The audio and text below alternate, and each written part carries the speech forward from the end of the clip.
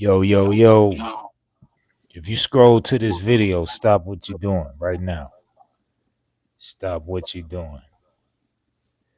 I got a dope interview for you to check out. I'm going to give Hez a few seconds to tap in.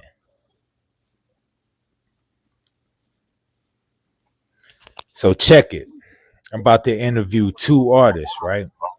And both of these artists, they carry a strong energy. It's real strong, stern, humble energy.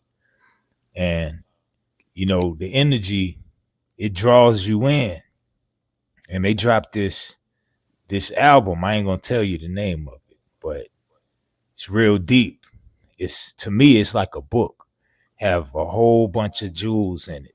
Whole bunch of jewels. Like as I listen to it, I'm still catching jewels, man. And I'm sure as we had this conversation, I'm gonna catch even more jewels.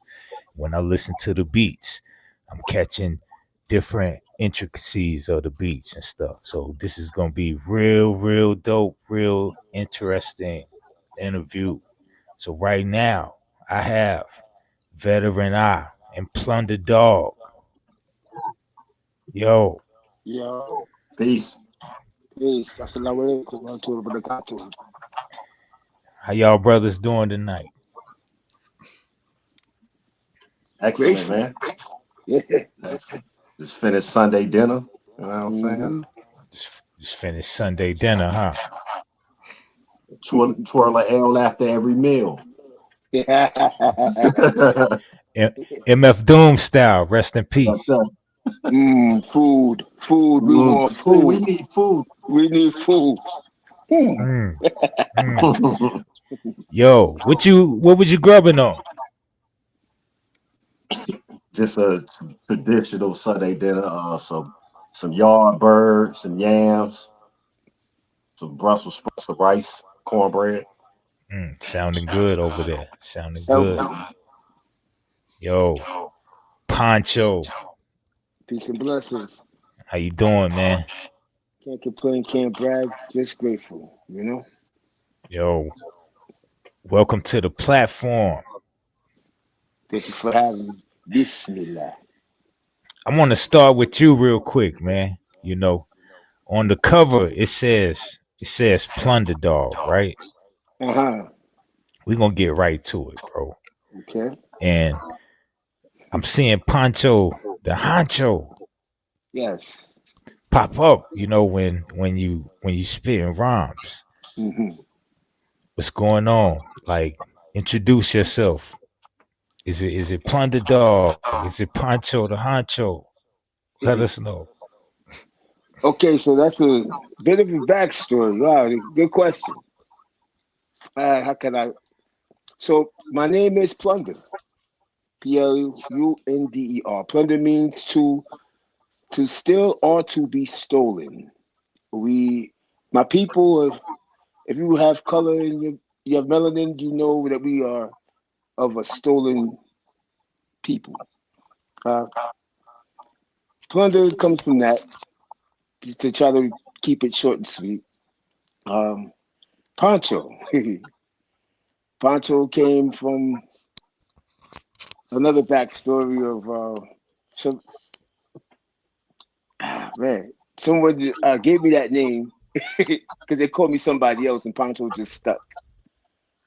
So to narrow it down, Plunder is my rhyme name. I've always been an artist to spit, but I've been producing for quite some time.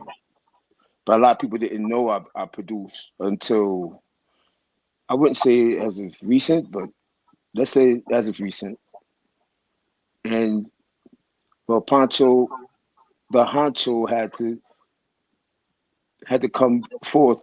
Well, that name had to come forth because people was trying to throw dirt on Plunder, and people was trying to to attack me with negativity. So Pancho just came to the forefront as me rhyming. And as far as my production is concerned, I stayed with Plunder, but family members and close friends know me as Plunder. That's who I've always been for a long period of time. Uh, the backstory behind the name Plunder came from a brother whose name is Plunder, and he gave me that name. Right? He said I was worthy of the name, and a month later he passed away. So that name always stuck with me because my other my name before that uh, was Notorious. This is before we found out about Big and everything. And well, he gave me the name Plunder because worthy of being called that name. The history behind it, as far as Lost Tribe of Shabazz and all that good stuff. To keep it short and sweet. And yeah, it stuck. It remains. Him and I were actually adjacent to each other. Amazing how that happened.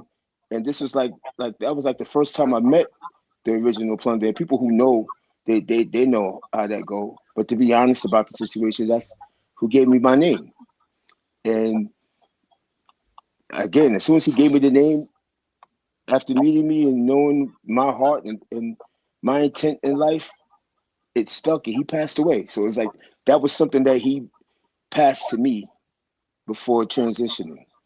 And again, when people was trying to cause negative situations because of my name Plunder, the moniker Poncho the Honcho came from somebody calling me the wrong person, and it was a joke and it stuck.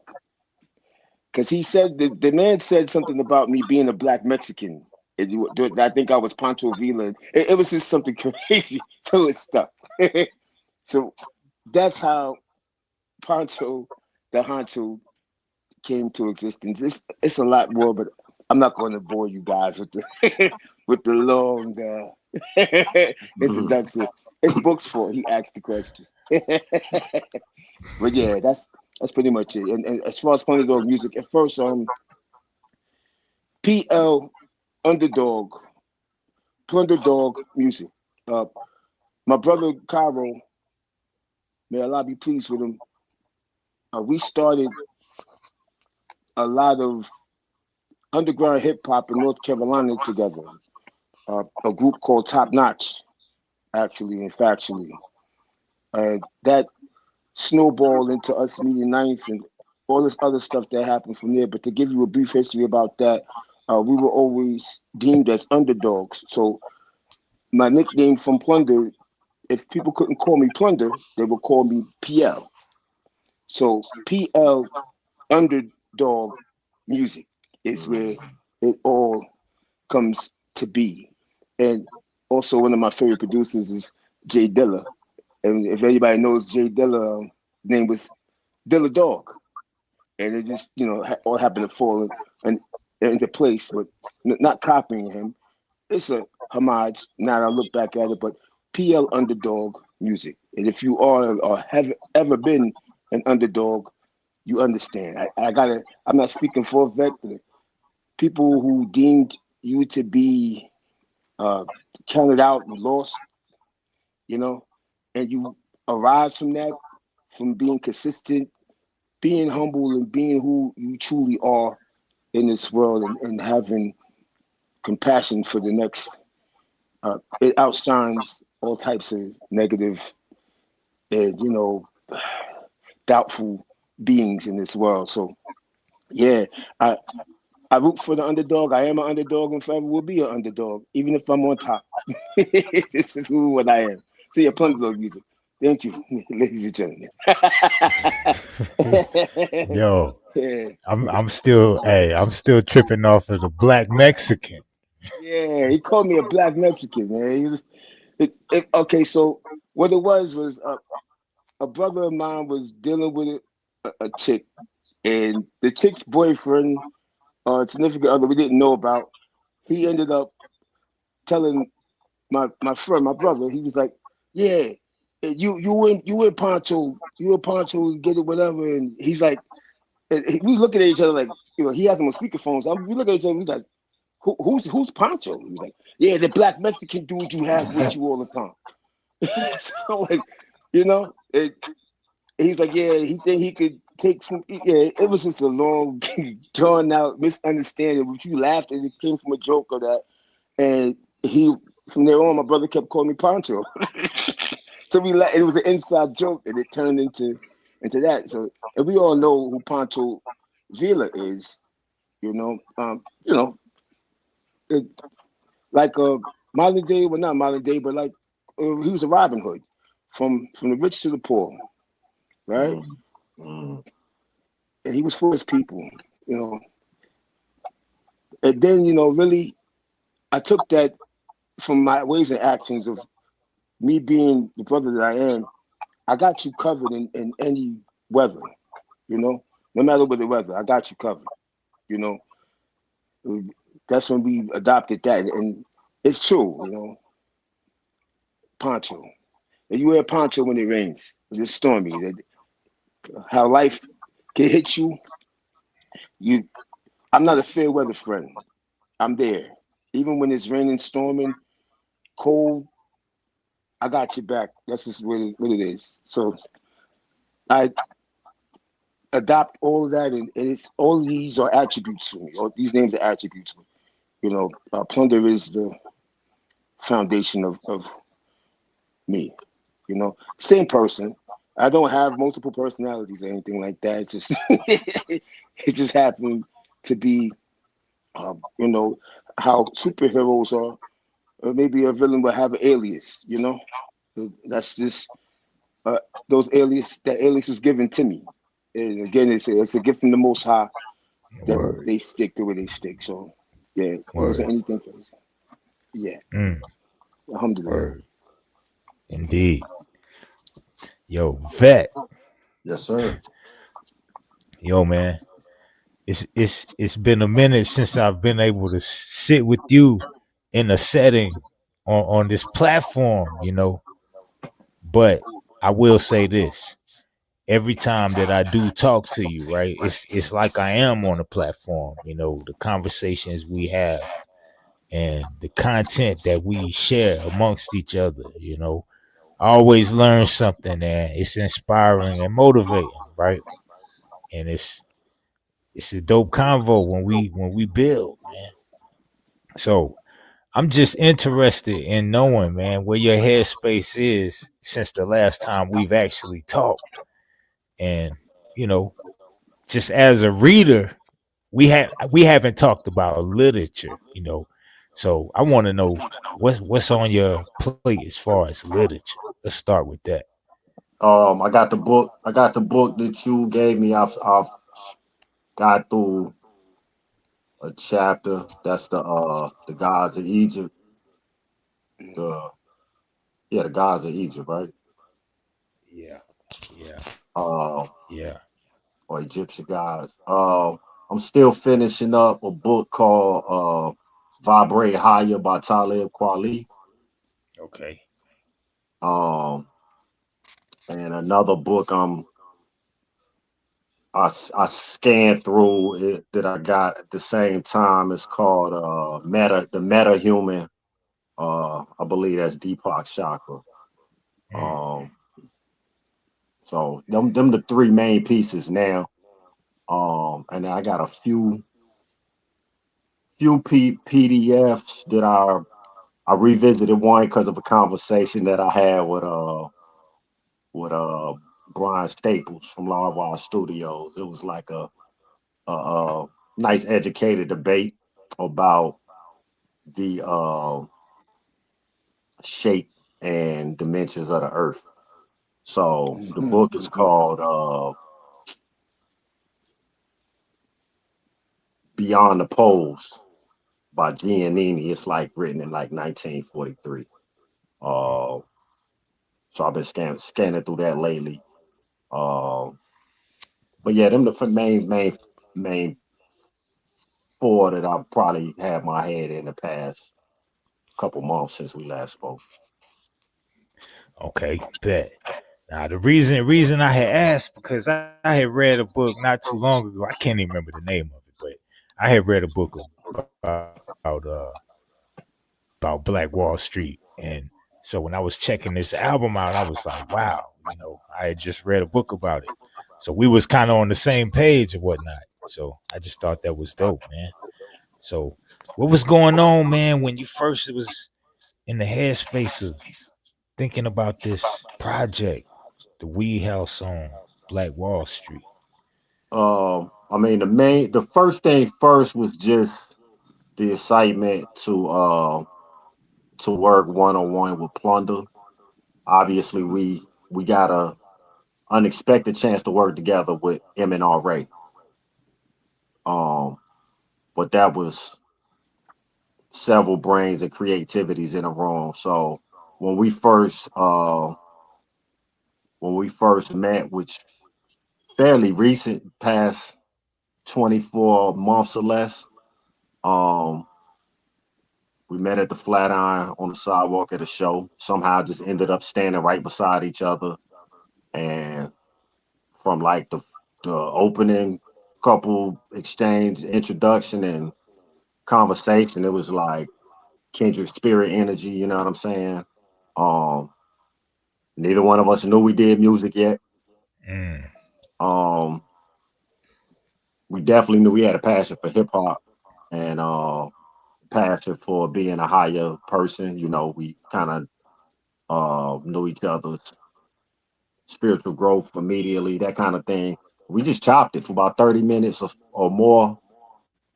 And somebody came and got me, was like, yo, you up? And he was like, oh, you run? And I was like, he was like, of course you do.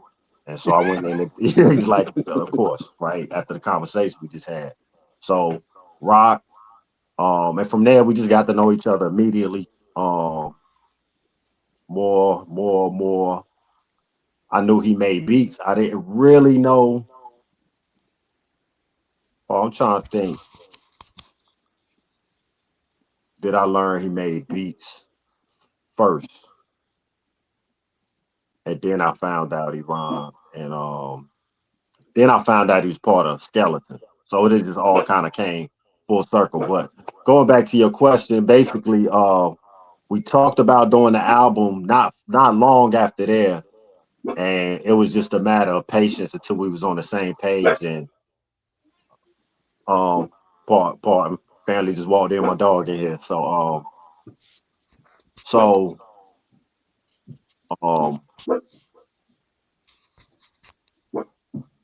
yeah, we just being patient, you know. And I'm a work anyway. I was working with other producers. So once we finally got around to, he was like, "All right, vet, I'm ready." Um, we were in the middle of the MNRA project, and he finally shot the folder rope. And um, let me take it back though. Prior to that, Precision. he was finishing up he was finishing up the double album with OC from SC, Mm-hmm. Project 2025. That was when I really got to hear his work, and they dropped a joint called Allah's Interlude, and I was in my feelings in a good way, you know what I'm saying? But I was like, yo, this joint is massive. And then I found out it was Plunder, so I was excited, like I can't wait to get my folder, you know what I'm saying? Uh, so a few months passed, we started working on M. Well, I ended up getting into the MNRA cipher, so obviously he produced 11 out of 13 tracks on there. Um, but yeah, once we got around to it, I didn't have a concept for the Weed House on Black Wall Street yet.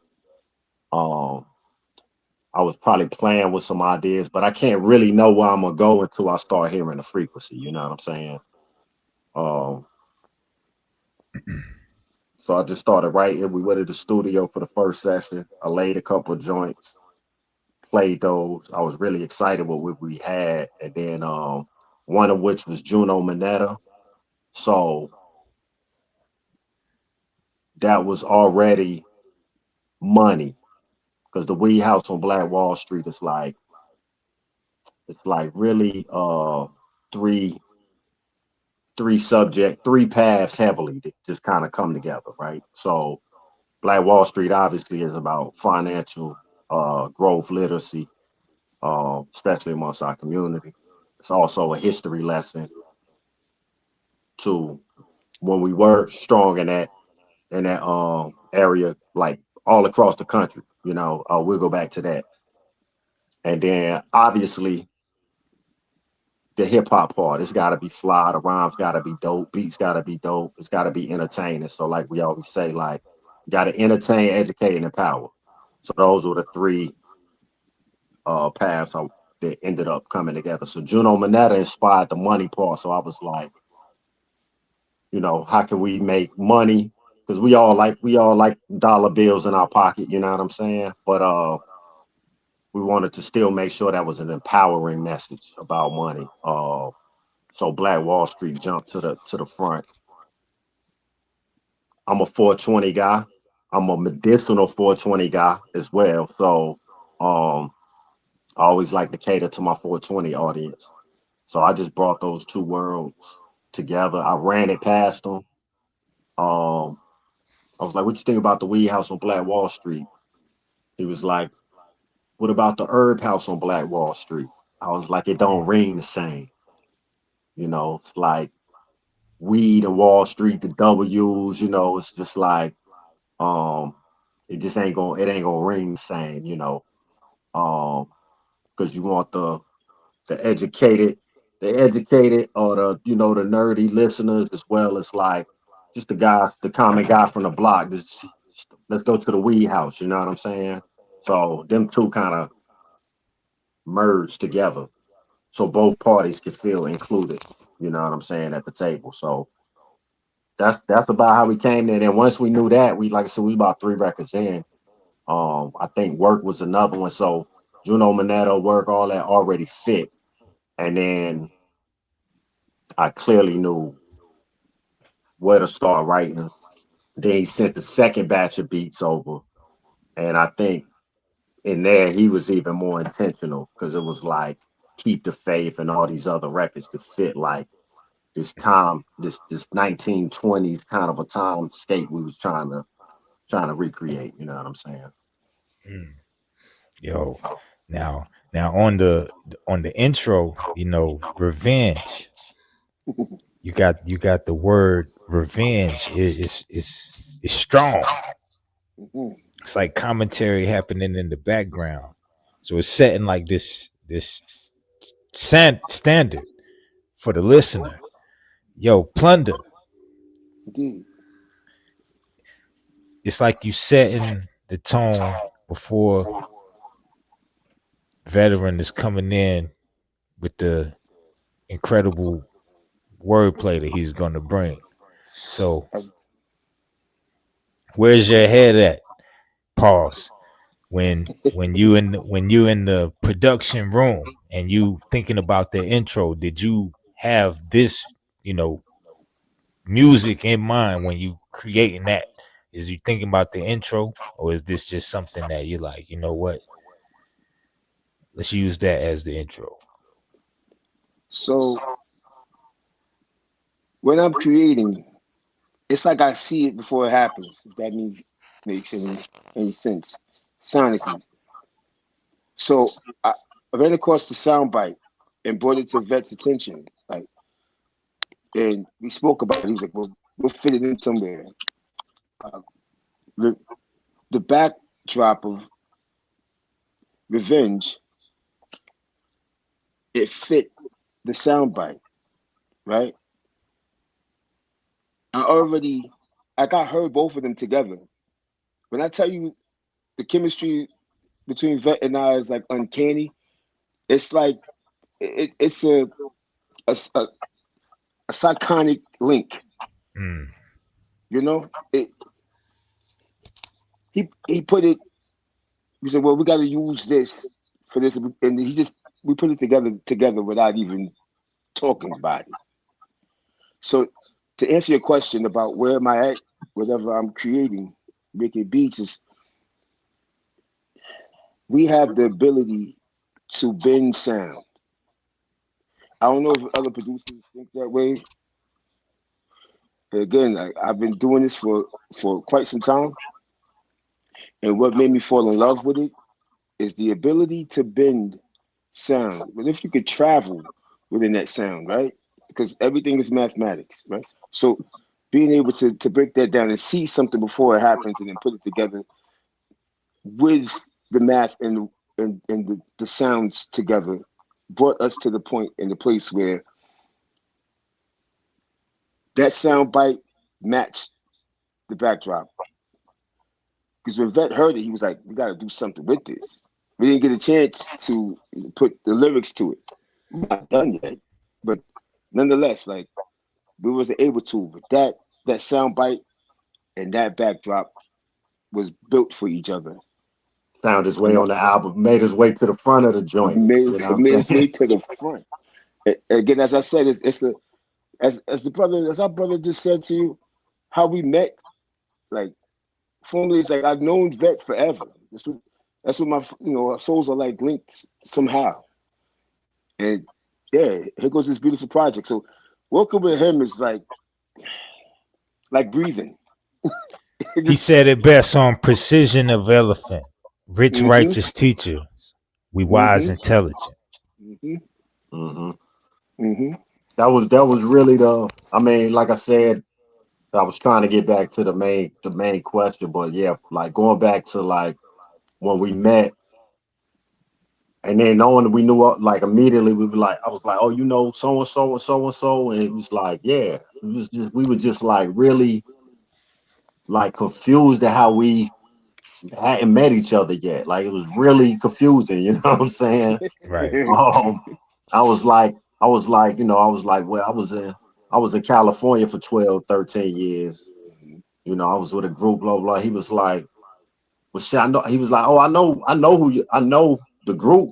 You know what I'm saying? And then when he told me he was in the group, I was like, yeah, I heard of y'all, but somehow we had never crossed paths. Um, what it's divine timing, and like you said, like with us, even like that terminology and really like not just throwing it around there, but like we're both really big on divine timing and patience and not being anxious with another person's energy. So like sometimes somebody can say something like we're gonna work together, and it might not happen as soon as you, and somebody could be like the other person's BSing, you know what I'm saying? Um or curving them or something like that. It never, and I'm big on people like honoring their word and honoring it like immediately, you know what I'm saying? So a lot of times my friends, my peer groups that I collaborate with, like I be on them like, yo, what's up? I thought we was, but like my energy with him was never like that. I was like, he's gonna when he processes it, downloads it, and it's ready, he'd be like, I ain't forget. But he would always, be upfront, like, I ain't forgot about you, Vet. I got you. I'm working on it. You know what I'm saying? And I was like, cool. I ain't in a rush. And then as we really got to know each other, like I said, through the M&RA process and other things, and I just kind of saw his movement and his demeanor and everything. I always would say to him, I said, I'm never.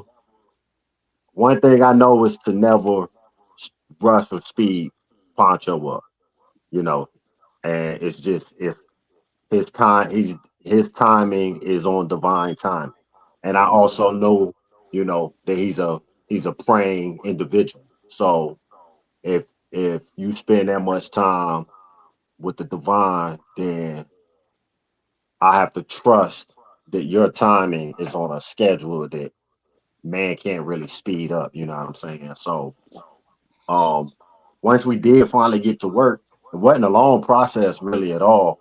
Like he picked up everything I was put down. I picked up everything he was put down. It matched really well. Um, sometimes he might come to the studio and sit there. Other times he would have a funny way of producing from not even being in the room. You know what I'm saying? He was like, yeah, set it up. This is what time I'm free. But even what I realized, even when he was doing that, it's like because he knows I'm going to book it and schedule it. and arrange everybody I else need to be there because I'm working around the schedule.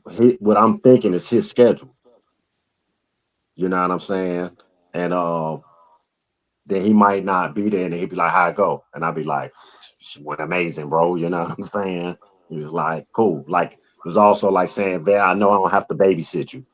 You know what I'm saying? But that's my way of still making sure it's getting done. He might, and it's like he probably in a whole nother studio doing another session.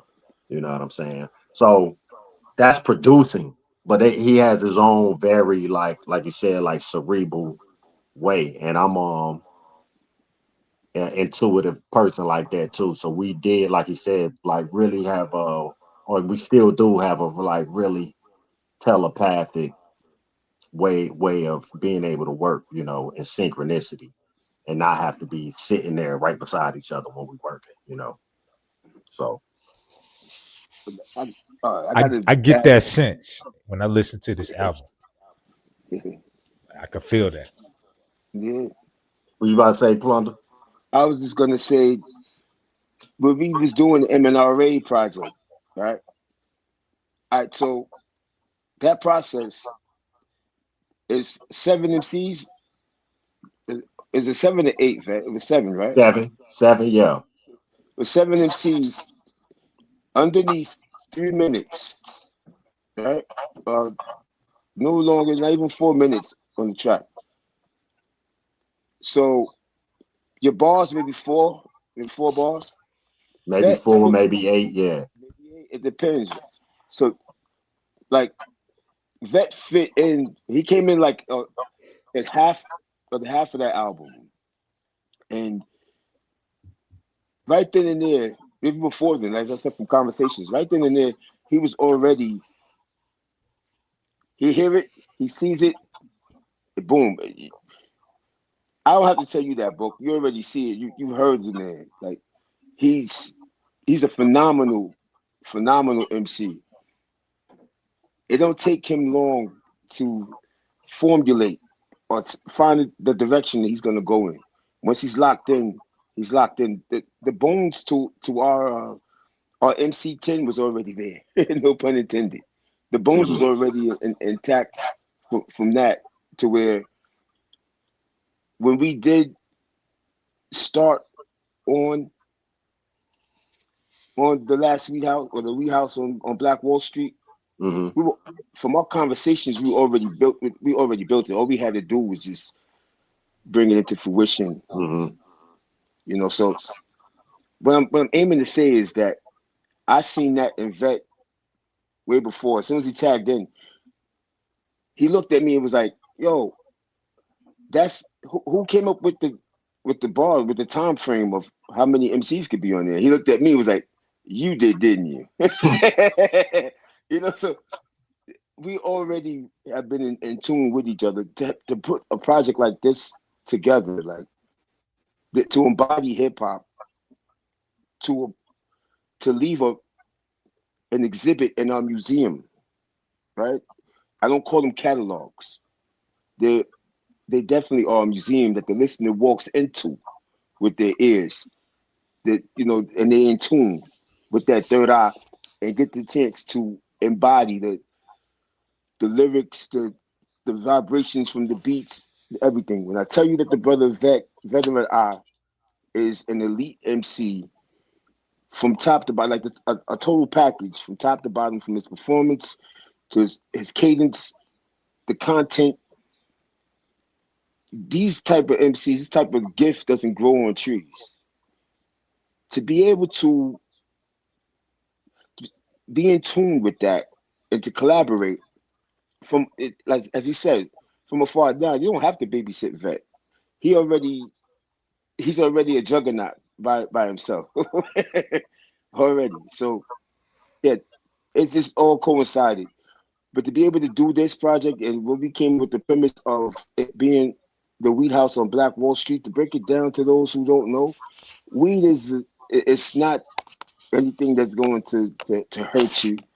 I haven't heard anybody die from it.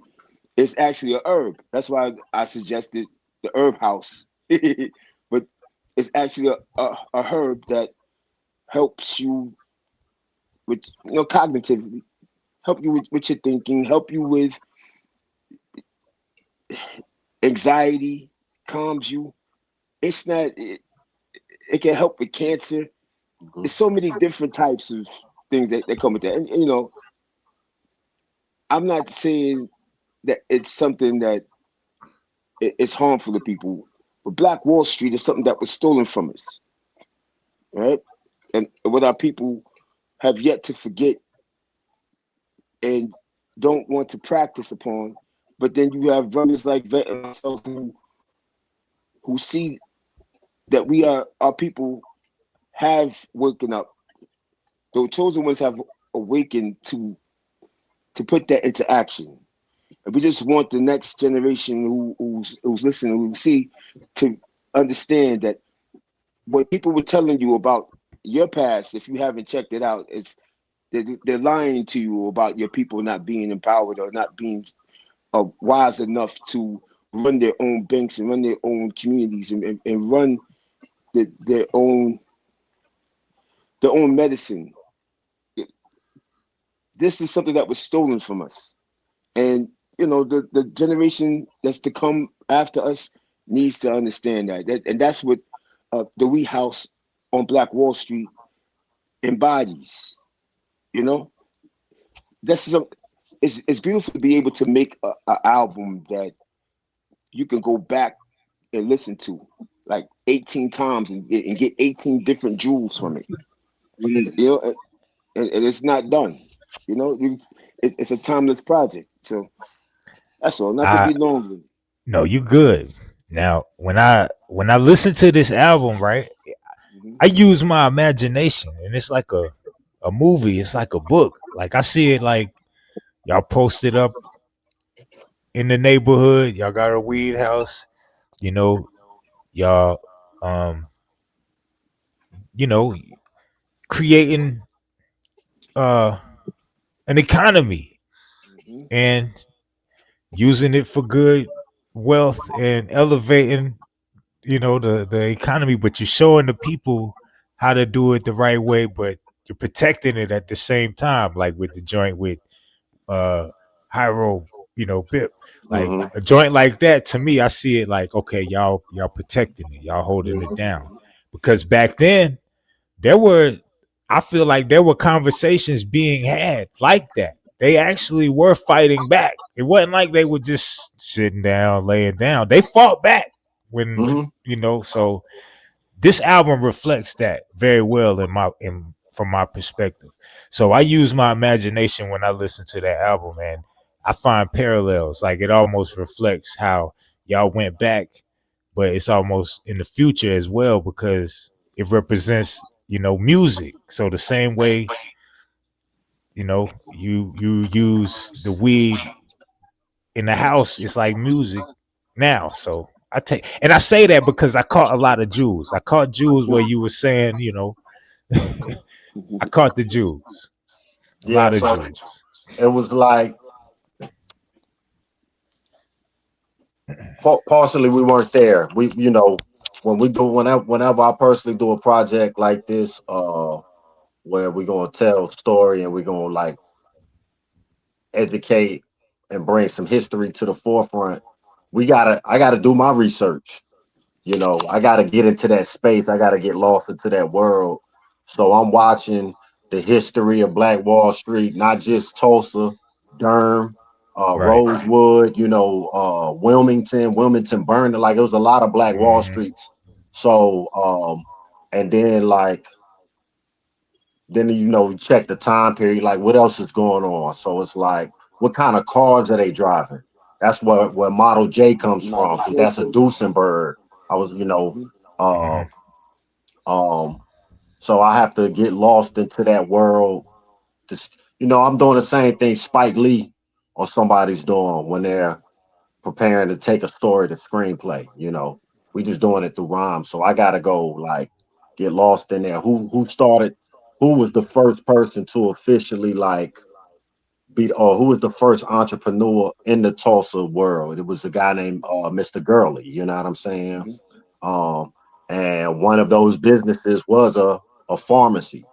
And a lot of times those pharmacies, like just like a Woolworth, it'd be like a pharmacy. There's also a sandwich shop and and a soda fountain joint. Mm-hmm. So a little marketplace. So going back to like with canna being medicinal, um, before the reclassification of cannabis, when we were our own doctors, and our own medicine, community medicine people from traditions we carried, from Native America to to our native Africa, wherever we were coming from. A lot of our grandparents had all the remedies and stuff like that, and indicas and sativas a lot of times were part of those things. So, um, when you're gonna create a world, you gotta create the world. I wasn't just looking for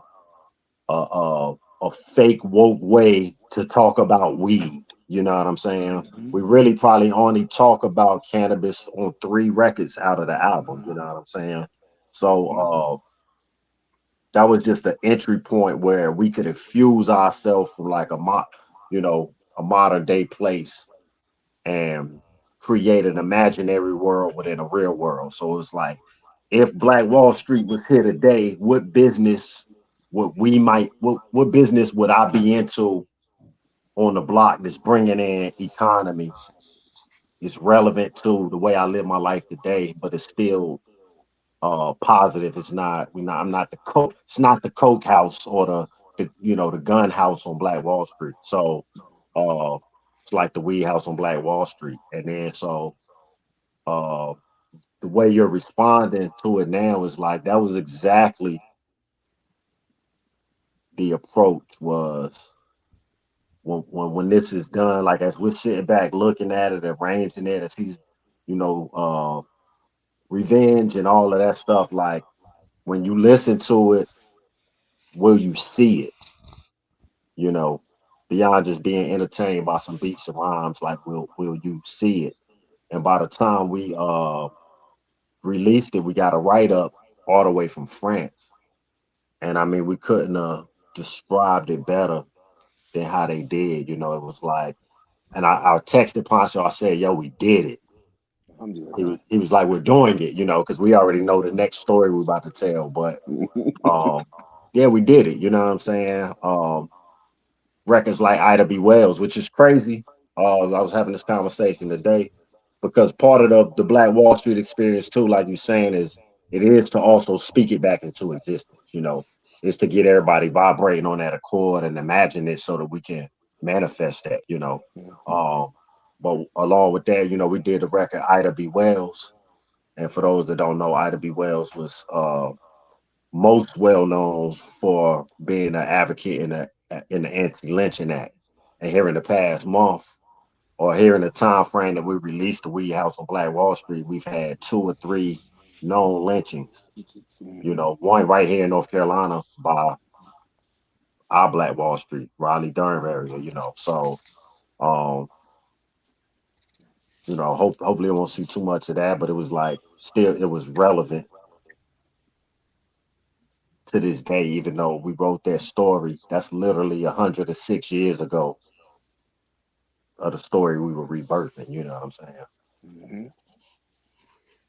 It's a line, right? That you said I want to slow down all the way for. I want you to break it down. I mean, I understand it, but I want the people to understand it because these type of lines you use all the time in your rhymes. Ain't no squares in my circle when I'm working my angle, and 3 120s don't make no triangle. It's shit Uh, like that you say all the time, man. And it's like, yeah, wow. it's like, you know, I think old coin phrase is the term the triple entendre. Like, I definitely think he's the triple entendre king. You know what I'm saying? But that's one of those like triple entendres. Obviously, ain't no squares in my circle. You know what I'm saying? When I'm working, we don't want no squares in our circle. You know what I'm saying? Uh, the 120s or you know, the series of learning oneself in the 5% Nation, Gods and Earths. So, you know, 3120s is a complete circle or cipher. So 360 degrees. So, you know, it ain't 3120s don't make no triangle. You know what I'm saying? And then that's just like I said, it's a entendre back to it ain't no squares in my circle as we, you know, as we making our cipher. So, and you know, and then on top of that, you know, like I said, we're MCing. So even whether we dropping a jewel or popping our shit, you know, it's like who can who it's nothing I'm saying that ain't been said, but you ain't never said it like this, you know. It's gotta be you gotta talk you gotta be flowing with your pen, you know what I'm saying? So we aim to do that too. You know what I'm saying? Yes, indeed. It make you do it make a plunder do it make you hear the beats differently when you hearing vet rhyming like that on your joints. Hmm. You hear different things. Every time it's all right. So when I make these, like the ones I sent him, like as he said, the first batch was to test the water to see what you know what direction you want to go in. So when we got the anchor or where we're going, the second batch was more so of okay, this tailor made for him. You know, tailor made suit for a vet, and he just hit the bullseye every time. When I tell you, I get excited when he texts me and says, "This one's done." It is within the time frame of like as soon as he hears it. When I tell you the cohesiveness of it is, when he hears it, it's no. Again, no, I'm not exaggerating. Next hour, whatever that you know, that's done, or he'll be like, "Oh, yeah, I already got three done." You know. So when I tell you that we actually finished uh, Black the Wee House on Black Wall Street before we finished the MNRA project, Yeah. It and was he done in came. November or December last year. Yeah, the The music part. the music part was already done. That's that's how I know when we lock in this go around right here, we're going yeah. I'm not going to say too much. It's going to be beautiful because we already know where we're going. This is just your favorite trilogy, you know. Put it like that. When you listen to it, I did want to add on to what he said too, as far as and you too, book. When you hear it, because I come from the era where when you put the headphones on to one of your favorite, let's say for instance, let's say a Gangstar album, right? When you put your headphones on, it takes you into that world with the premier driven gurus monotone. It takes you there. You could tune everything out for the duration of that album, and you can see it. A, a great storyteller, Nasir Jones. When we heard it was not even it was written, but when we first heard the very first album that Nas put out was No matter, yeah. incredible. Illmatic was incredible from the beginning to the end. Redman's There's a Dark Side. That's one of my favorite Redman albums. It's the storytelling behind it, you know. Even though it's what I'm saying about it is when you listen to the Wee House on Black Wall Street, it takes you to a place that is a trifecta of what was in the past, the present, and the future. You know, and again, as my brother said, there's no lies being told there. It's just not just giving you some dope rhymes and some ill beats. We're giving you a blueprint of history, empowerment of our people. Let's bring this back to where we need to be. You know, it's easy to talk about negative things. That's easy, you know. But what's healing? And again, the medicinal part of the weed, the medicine. Like I put it like that. I say the medicine part is the healing factor of our people. and putting us in the direction where we need to go as far as educating ourselves and knowing our history. You know, Mm. know who when you know who you are, there's a power that comes with that. When you know who you are, you know where you come from. You're gonna know where you're going, and you know what you're capable of doing. There's a strength in that, you know. So, alhamdulillah. So, our people need that assurance. They need that education. They need that the remembrance of who and what they are. Uh, To take it from the Black Panther movie where he was getting beat up and his mother yelled to him, "Remember who you are," and it just sparked something in them, right? Mm. I see our people. I feel like this project and the ones to come is that kind of that kind of spark, that catalyst for our people when you hear that, because it's gonna make you want to go and read upon that, learn Mm. about that. Mm-hmm. You know, it, That's it's, facts. you know. So that's the part that we're aiming and what we're doing. And again, those brothers in France that heard the album, when Vet said that, yeah, man, it's what we're doing. Did we do it? Yeah, we're doing it. I I feel like that's a, a significant accomplishment to what we contribute. You know, and I'm not taking anything away from anybody else.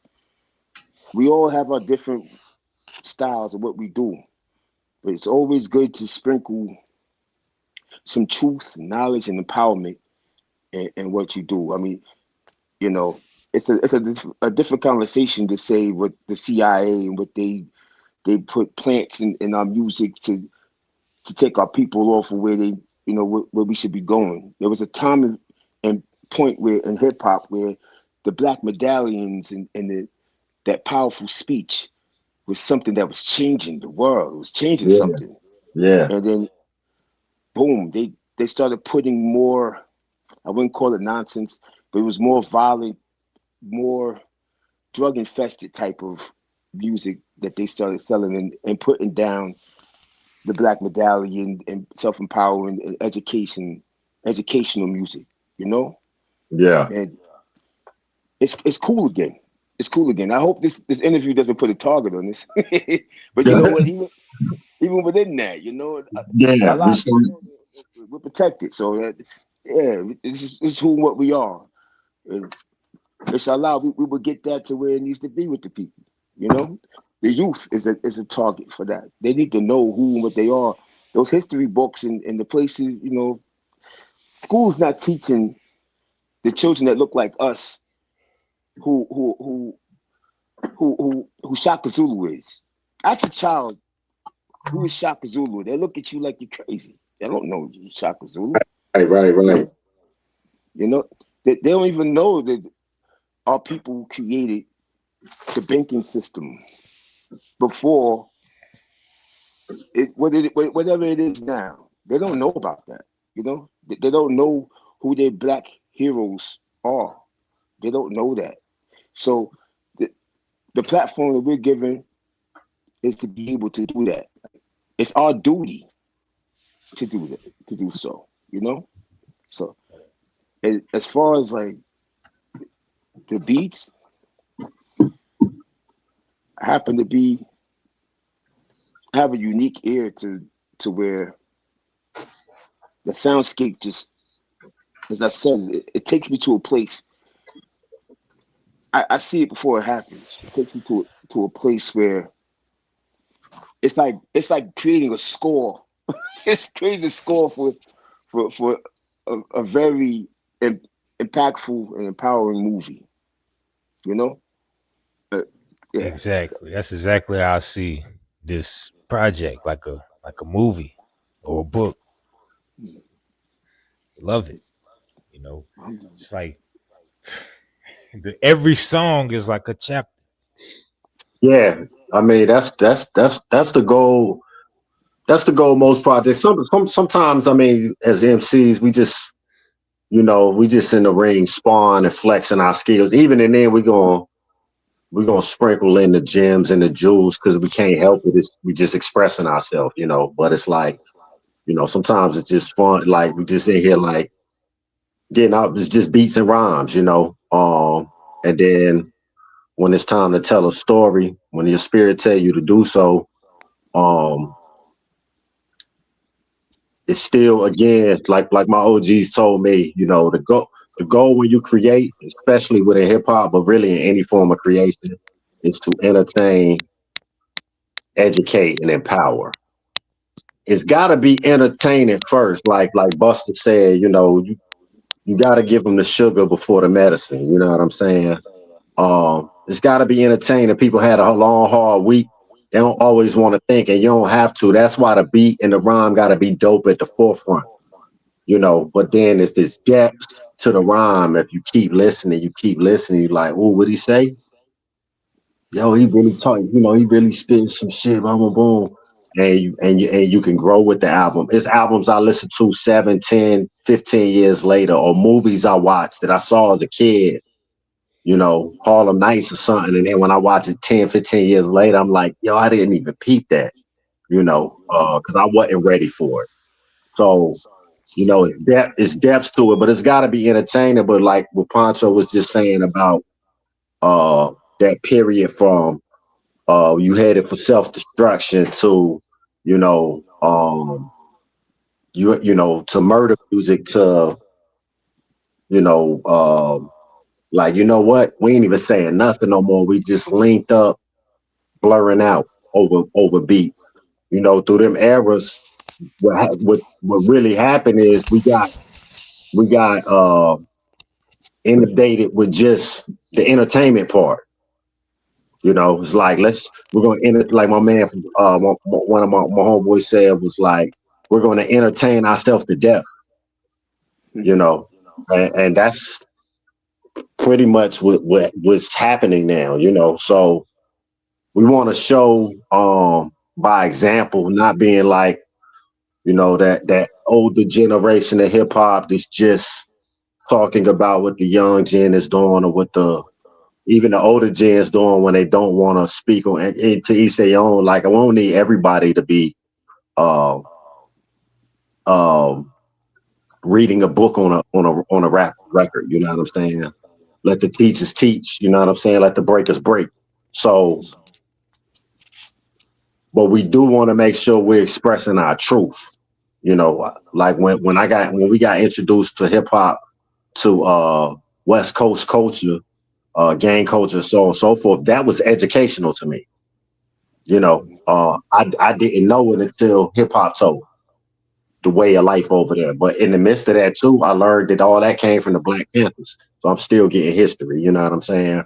So when we approach to tell like our stories and stuff like that on the track, like I said, we gotta educate ourselves too. We gotta make sure we being responsible. Me and Poncho are already had a concept for the next album and probably have had it for about 10 months. And the first thing I did was got a piece of literature for him. I didn't even get it. It came to me to give to him. And then I started doing my research, and we've been talking about it. We know exactly what world we're going to create, but we haven't thought about making our first record yet.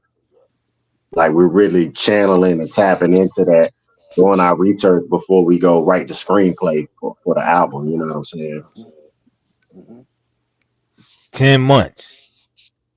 Probably before the album was done, maybe we already knew what we were going to do for the second one. Yeah, the second one was already being constructed before we finished the first. But again, we haven't touched no music. So once we do the music, he's gonna know. I'm sure he's making it. I know he's working on it sonically, and I'm working on it. Like, I'm gonna have my paints in the room. I'm gonna already have my palettes of paints. So as soon as I get the sonics, I'm gonna be like, oh yeah, I know how I want to marry those colors, whatever he give me, you know. But yeah, we already know the world we're gonna create, and it's the same linear design of what we're talking about now, where like it's past, present, and future. It's just another chapter into our people's evolution. mostly on this landmass, you know. But these stories we're telling, like even with the next one, that story comes out of the house I'm in right now. My portion of that story. It's inspired by it's our people's story. So it's my story. It's his story, you know. Um, that's we're telling our story. We're reminding ourselves of who we are and what our struggle was. And for those of us that got knocked off our path, like, yo, just because they blew up Tulsa don't mean we can't own our neighborhood, you know? Uh, just because they burnt down Wilmington don't mean we can't own import and exports, you know?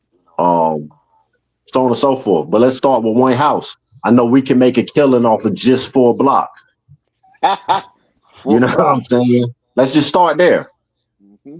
You know, so that's what we're doing. Like, but these are our stories we're telling. But sometimes we gotta tap in with the ancestors because we might have heard some of these things when we were kids and been like, yeah, you know, your uncle did this and he moved, or we don't really process it. And then you get older and you was like, oh, this was Black Wall Street we lived on. Mm-hmm. You know what I'm saying? And that's why they told us don't never sell this house, even if it's getting regentrified and you get offer. Because then that history gets further down. But you tap in with the ancestors and be like, and like, yo, y'all got a story you want me to tell? And they're like, yeah, tell this one, you know. So When you look back, what do you think the biggest lesson is that they missed back then?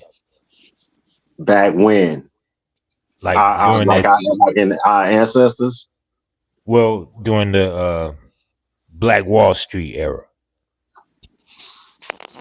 Like my, what my was it that they missed? I don't think they necessarily missed anything. I think some things just like how time is meant to evolve. Some things are prophecy, destiny, whatever. Like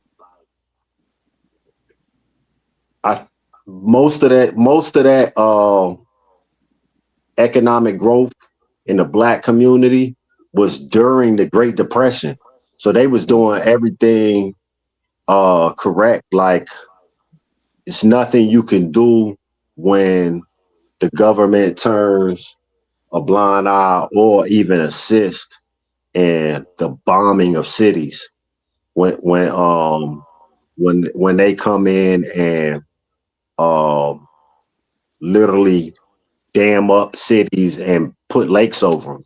You know, when they set a whole town on fire and burn all your stuff down, and it's not like these. You've seen Rosewood. It's not like our communities weren't fighting back. We've been fighting back since 1492 over here. You know what I'm saying? So, um,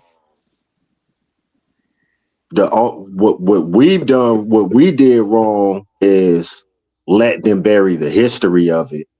And I'm not even gonna say we did wrong. We're doing wrong if we know better and don't do better now. You know what I'm saying? So it's not public schools jobs that, you know, the victor tells the story, you know. So it's not public schools jobs to teach us history, and we know they're not. It's not white or state-owned museums that's going to tell our history and tell our stories. You know, it's our Absolutely. job too, and it's our platform. If you got a microphone and you ain't saying nothing, shut the fuck up, bro. Like you know, and I Yep. mean that the shoe go to who it fit, but like we just had enough. Like you know, my peers, we talk about the same thing we was talking about in the '90s. Like Mhm. it ain't crackheads on my block no more. I ain't saying I can't speak for all of America, but I pretty well travel. It's a very uncreative um thought process to write in a rhyme, bro. Just like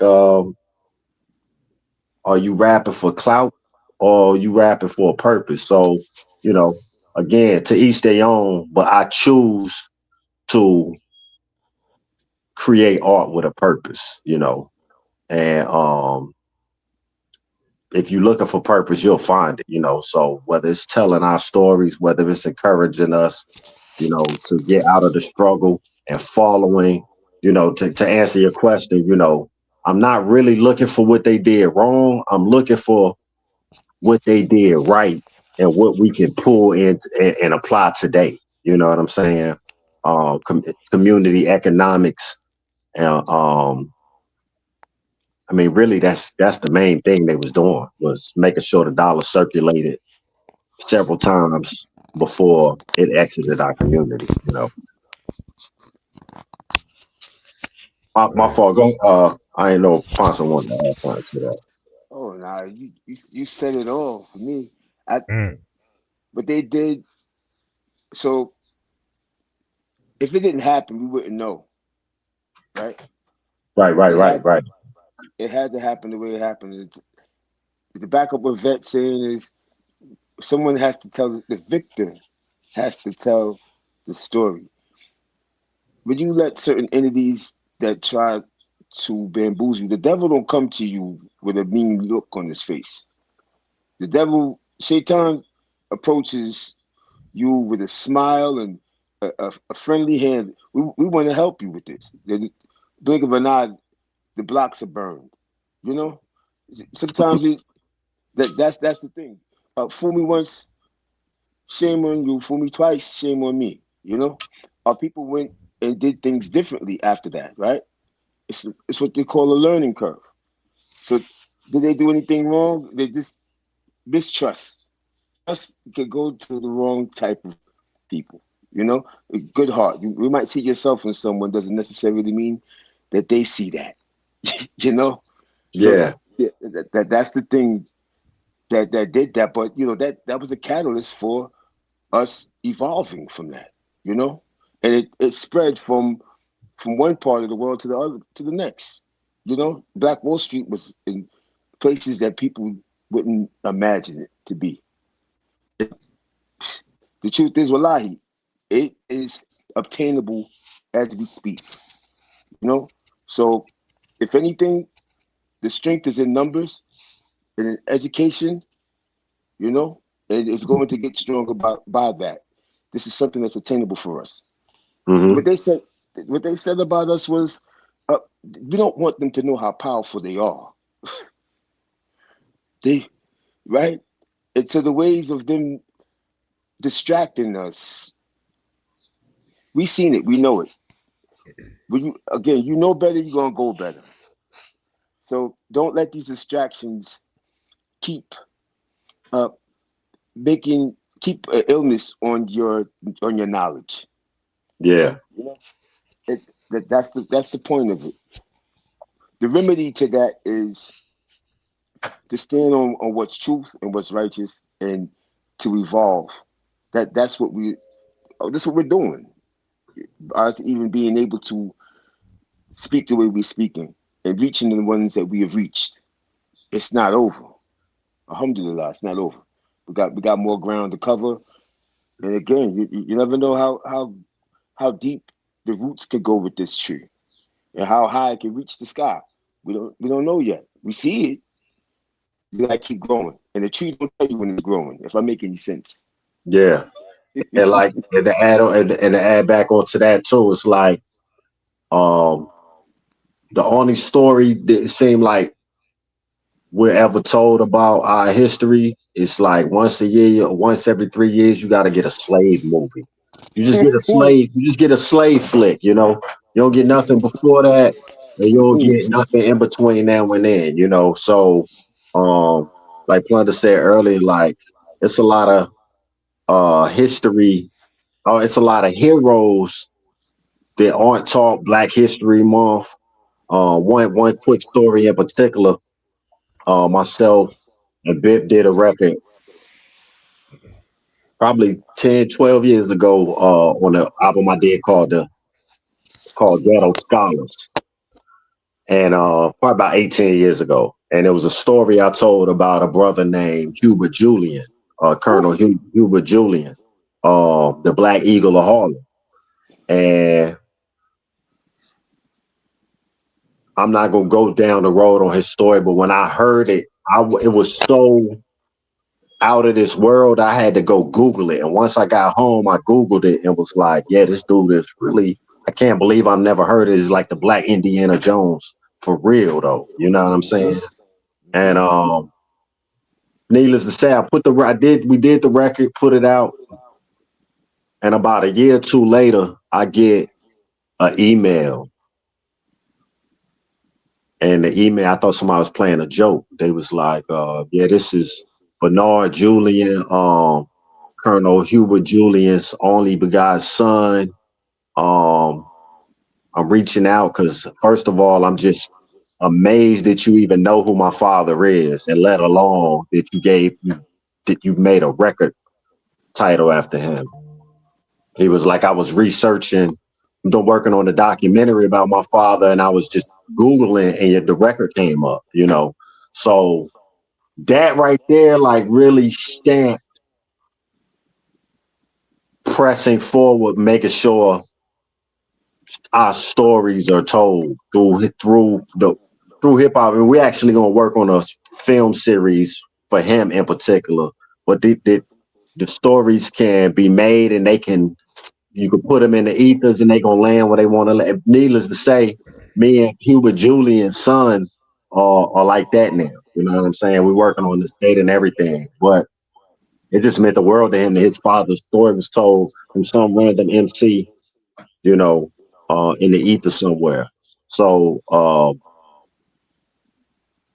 going back to like our heroes and stuff, and just telling our history through rhyme. It's an opportunity. It's not a demand. It's to every MC, like, speak on what speak on local injustice, speak on spirituality, speak on getting money, or just drop gems, or whatever. Because I learned from it all. I appreciate all MCs that came before me, but if you could tell, for those of us that do have stories to tell and think it ain't cool or it's not necessary, or it won't be received, like, you have no clue what the universe is going to birth once it got a few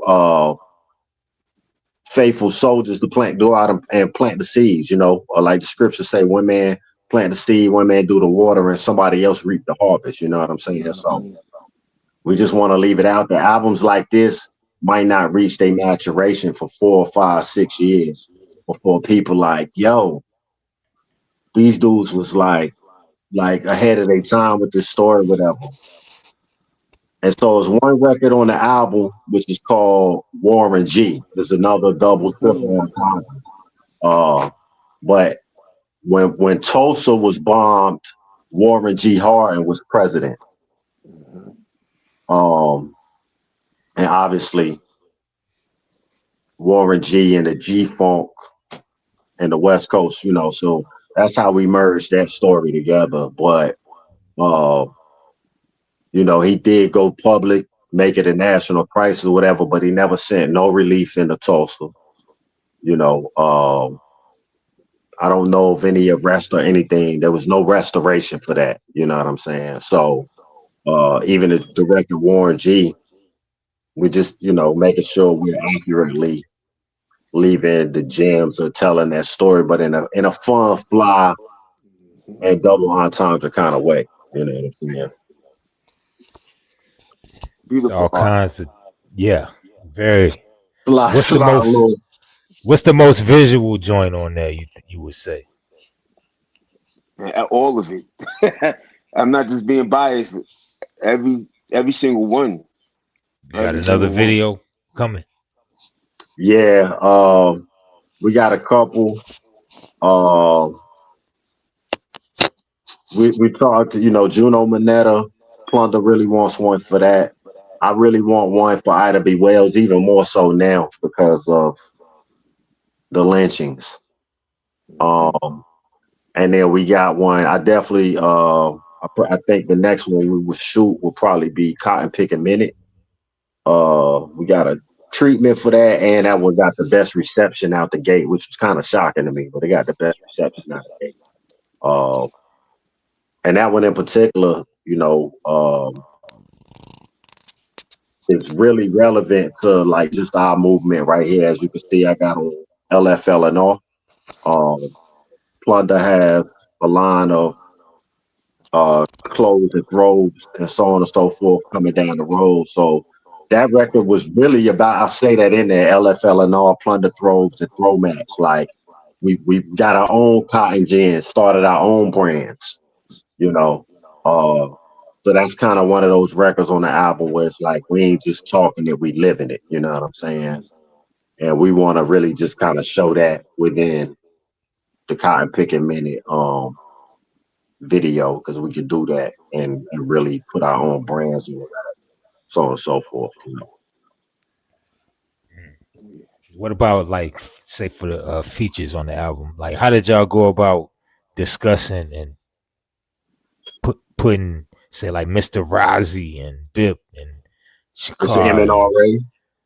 just It's M did and they R. pick the songs? Nah, we were already working on that album anyway, so that was just the family at the time. I mean, it's the family, but it was like no need to go outside of M and R. Ray. We already had a chemistry working, so it just made sense. That Cans, the one that Cans is on, that gives to me like a spirit of like hope and resilience. I would say almost like back in the day, if people were in church during that time. That's What what it y'all is. think? I'll let Plunder talk on that, but I mean, yeah, that's keep the faith. So he that's really his record. It was really easy to touch once I was like, okay, yeah, that's but I'll let him build on that one. Could you imagine whenever you go outside or you were in your home, you smell smoke, it, everything you built is burning on fire because of what, right? And after that, you got to start from scratch. Where's your strength come from? Where's the optimism come from, right? That was the premise of that to me. But I tell you, after his penmanship was spot on with that. Loose cans, the hook spot on. Keeping the faith, people have a tendency to forget when they wake up in the morning. The first thing you do is you can't see that air. You just trust it to be there, right? My spirituality, I believe in the Almighty Creator. I'm gonna say His name, Allah. I believe in Allah, and I know Allah is there. A lot of people forget that type of power that we have, where our strength comes from, our resilience. Our people at that time, whenever their houses were on fire, whenever they were kicked down, whenever they were building themselves back up because they were doing something right, their power came from that. Not a spook in the sky, not anything like that. It came from the resilience of belief in something higher than us, and it intertwined their lives, and it helped. They wanted to help one another within that, to be there for one another. Sometimes in a tragic situation, it brings strength. Great things can happen within that. Great things can happen whenever there's a calamity, you know? So keeping the faith, something that's when that whole album, that whole project is near and dear to my heart. How we started and how we finished and where we're going with it. Keep the faith is a gem in that, maybe a purple colored gem in that one for me, because it, again, it empowers you whenever you hear it, you know? Let's And, pray. and on that note too, you know, you might not get it right away, but like the album starts out work. Faith without works is dead. And then it ends, keep the faith. You know what I'm saying? So it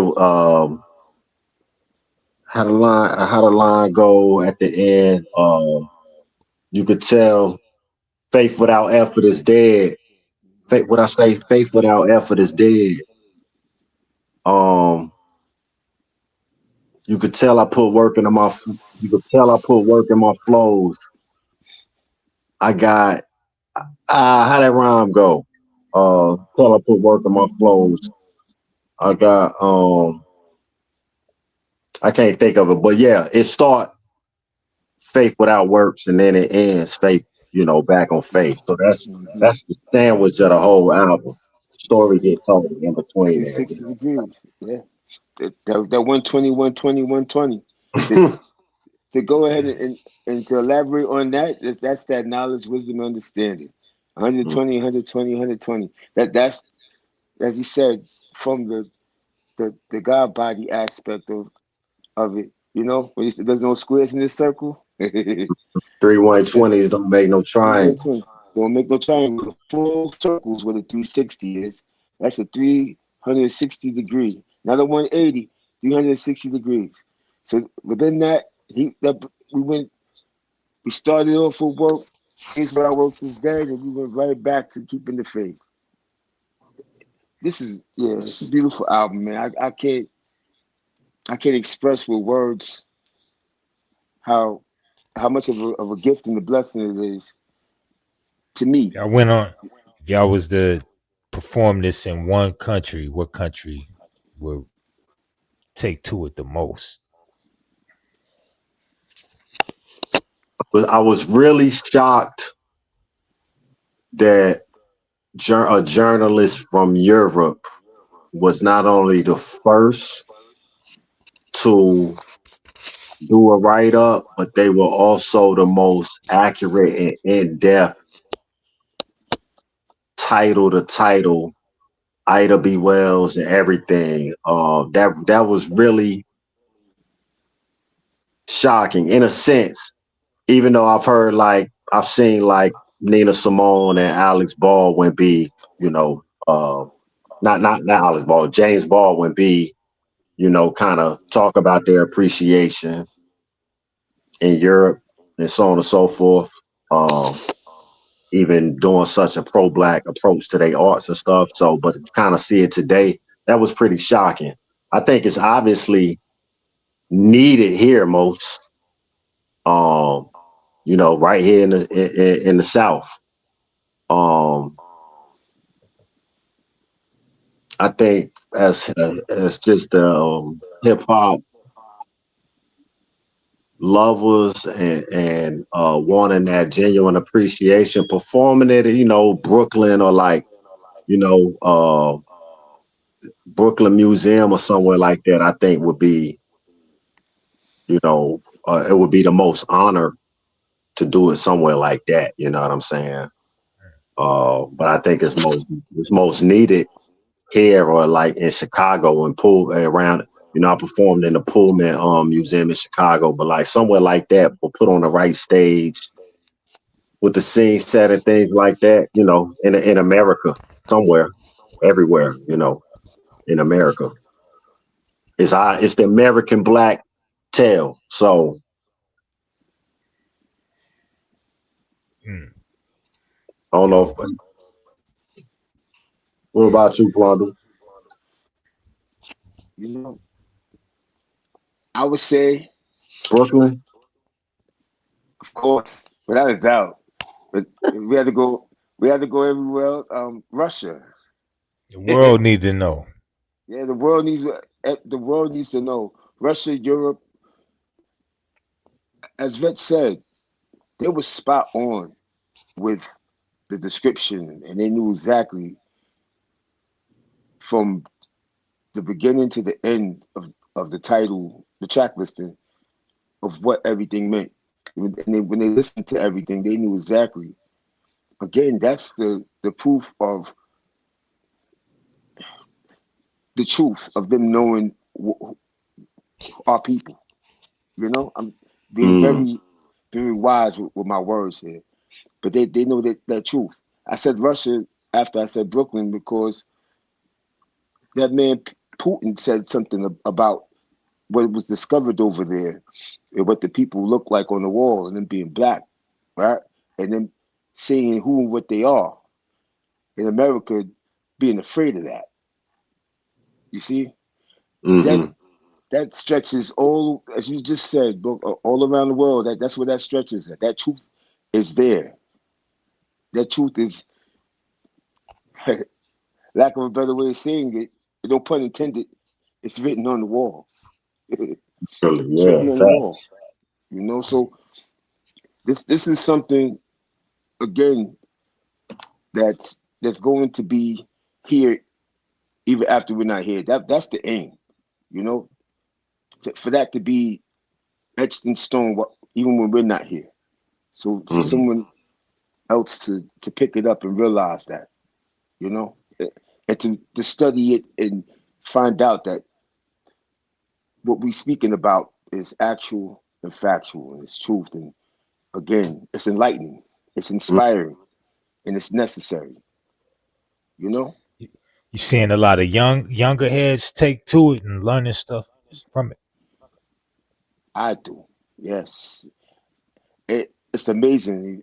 For my nephew and his crew, like listening to it and calling me, oh, did that really happen? And what is that? The Model J joint? They seen the picture of that. Yeah, Again, that's them knowing that's and seeing that. yeah. Again, they weren't taught that. That's our duty to show our and not just, I'm not just saying just one specific color.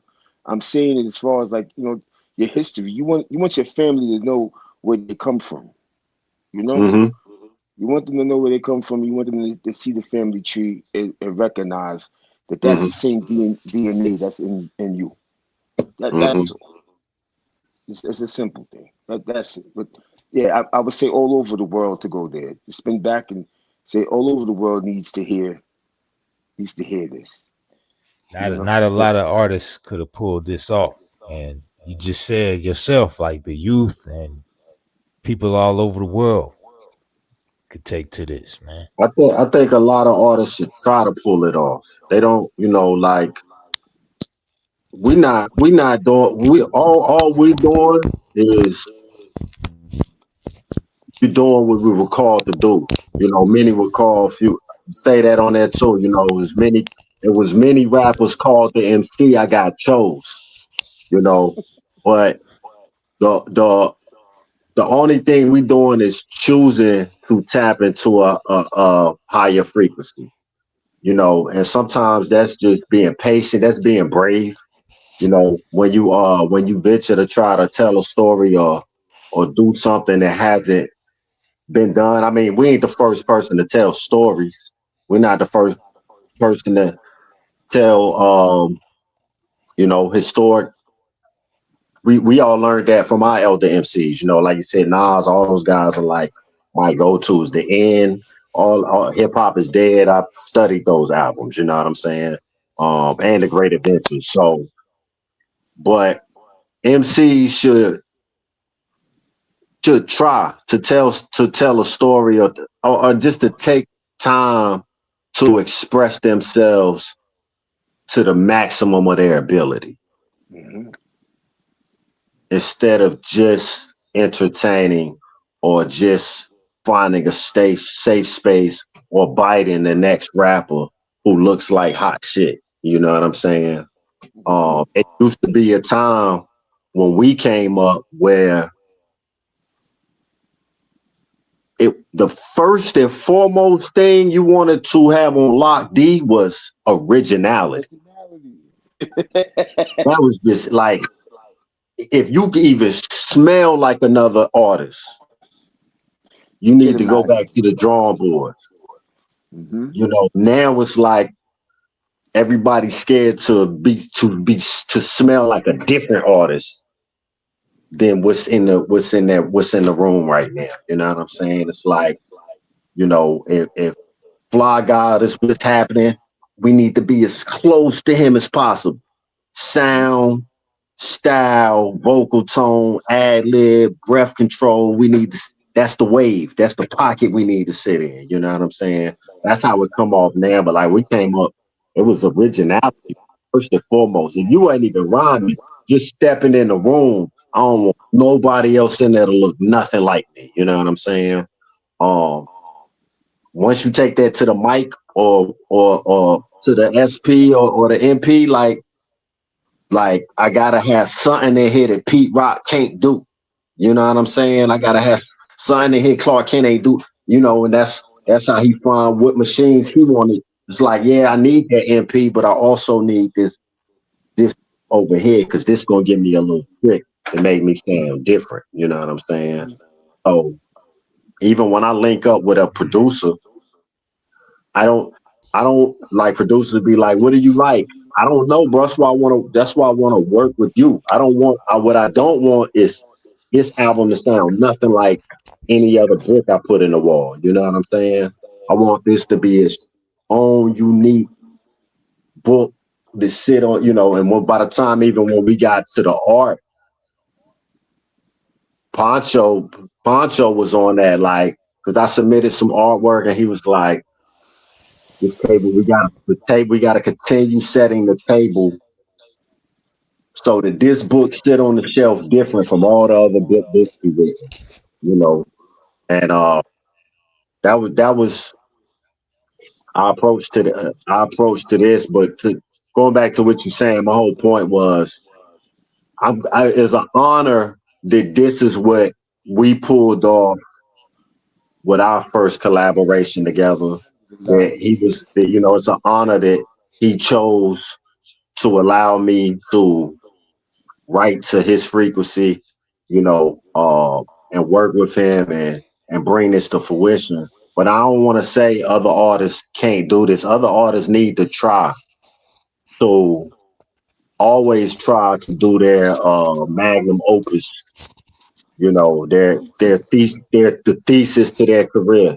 And even if you pull that off and you still want to rhyme, try to outdo that one, or at least add on, to that. So I just wanted to say I didn't want to let other MCs off the hook. Other MCs need to put their best foot forward too. You know what I'm saying? But Was thank you. there? It was an honor though for you to say that. Yes, Oh yeah, indeed. and yeah, indeed. Now, was there any business that you felt like was left undone, or any kind of challenges that you faced that you overcame creating? But creating it, and again, it goes back to the beginning of our conversation. You know, Vet and I already, the cohesiveness of it is already there. Like, and again, it's the same way with it. It wasn't just I didn't have to babysit him. It wasn't that. It was already like, okay, he got it. We got this together. Being there physically changes the dynamic of things. See, in this day and era, a lot of collaborations are through the internet, or through emails. No one's really physically in the room where the energy is reciprocated. You know, Mm, that's important. That's the root. Like that's something that you just can't e- erase. That's a key ingredient. And even like Vet said, even with me not being there physically, we were there. Like whether we talked over the phone, knowing what was going to happen with the MCs that arrived to contribute to our collaboration, it was there. So that's the key ingredient, man. If I answered that correctly, you know, if I answered that right, I just have to say it on that level. Like that's something that's needed to it's just different these days and times, and you can't forget certain elements. You know, I'm not saying it, it's not cool to be different, but when you stick to the foundation of things, like, you know, what's right is going to show in your actions. It's going to show within the music. Mm. It's just sticking with that, you know. And again, like even what he said, what Vet said about the MC, that challenge to MCs, it's you want to be better than you were 2 minutes ago, 2 hours ago, 2 years ago, so on and so forth. You want to challenge yourself to be better than you were, and putting yourself in an uncomfortable place is going to create greatness within you. In that challenge, you Thank know. you for So yeah, that's exactly what I was trying to say. That's a beautiful way of summarizing that. alhamdulillah, you know. And Yeah. again, the that's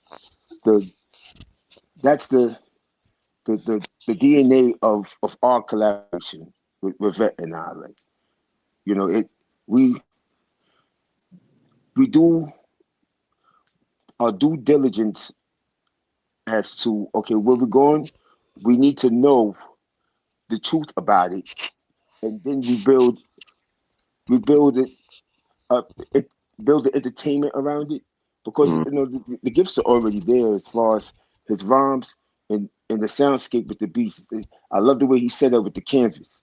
When he has the canvas, he's in the room with his paints, and we do it from there. If I'm answering it's a lie. I'm answering your question properly by saying that, like, it really is. It makes a difference whenever you do have a chemistry, you know. And again, I did want to say this too. When something's not forced and it's organic. When Vet was saying about my timing and me not be, when something is organic, that's when, again, Allah guides everything that I do. You know, I submit to the will of Allah. So I may not be understood by many people, but that brother right there does understand that, to where we we keep creating these beautiful things because of the patience, the sabr of letting the Most High guide you. You know, when you know something, it, it, what's known doesn't need to be explained. You know, what's understood doesn't need to be explained. You know, that's the level of how we move. You know, and again, it shows throughout our work. It shows throughout the way you speak. It shows throughout the way you walk and how you carry yourself. You know, that's all. If, if I'm not going down the rabbit hole about it, you know. What would a live show look like? Y'all performing this, Woo! beginning to end. It's a, That's it. Go. What was you about to say? I was gonna say, like, the idea of it. You ever see like I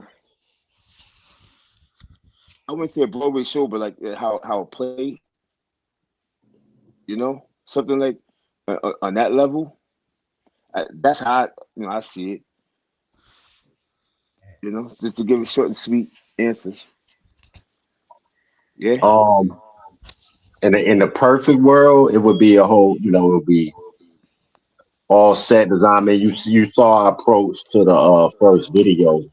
You know, we wanted to get into. We want to be as much into full character um as possible, and it was actually kind of predicted in the album on Juno Mineta. I was like,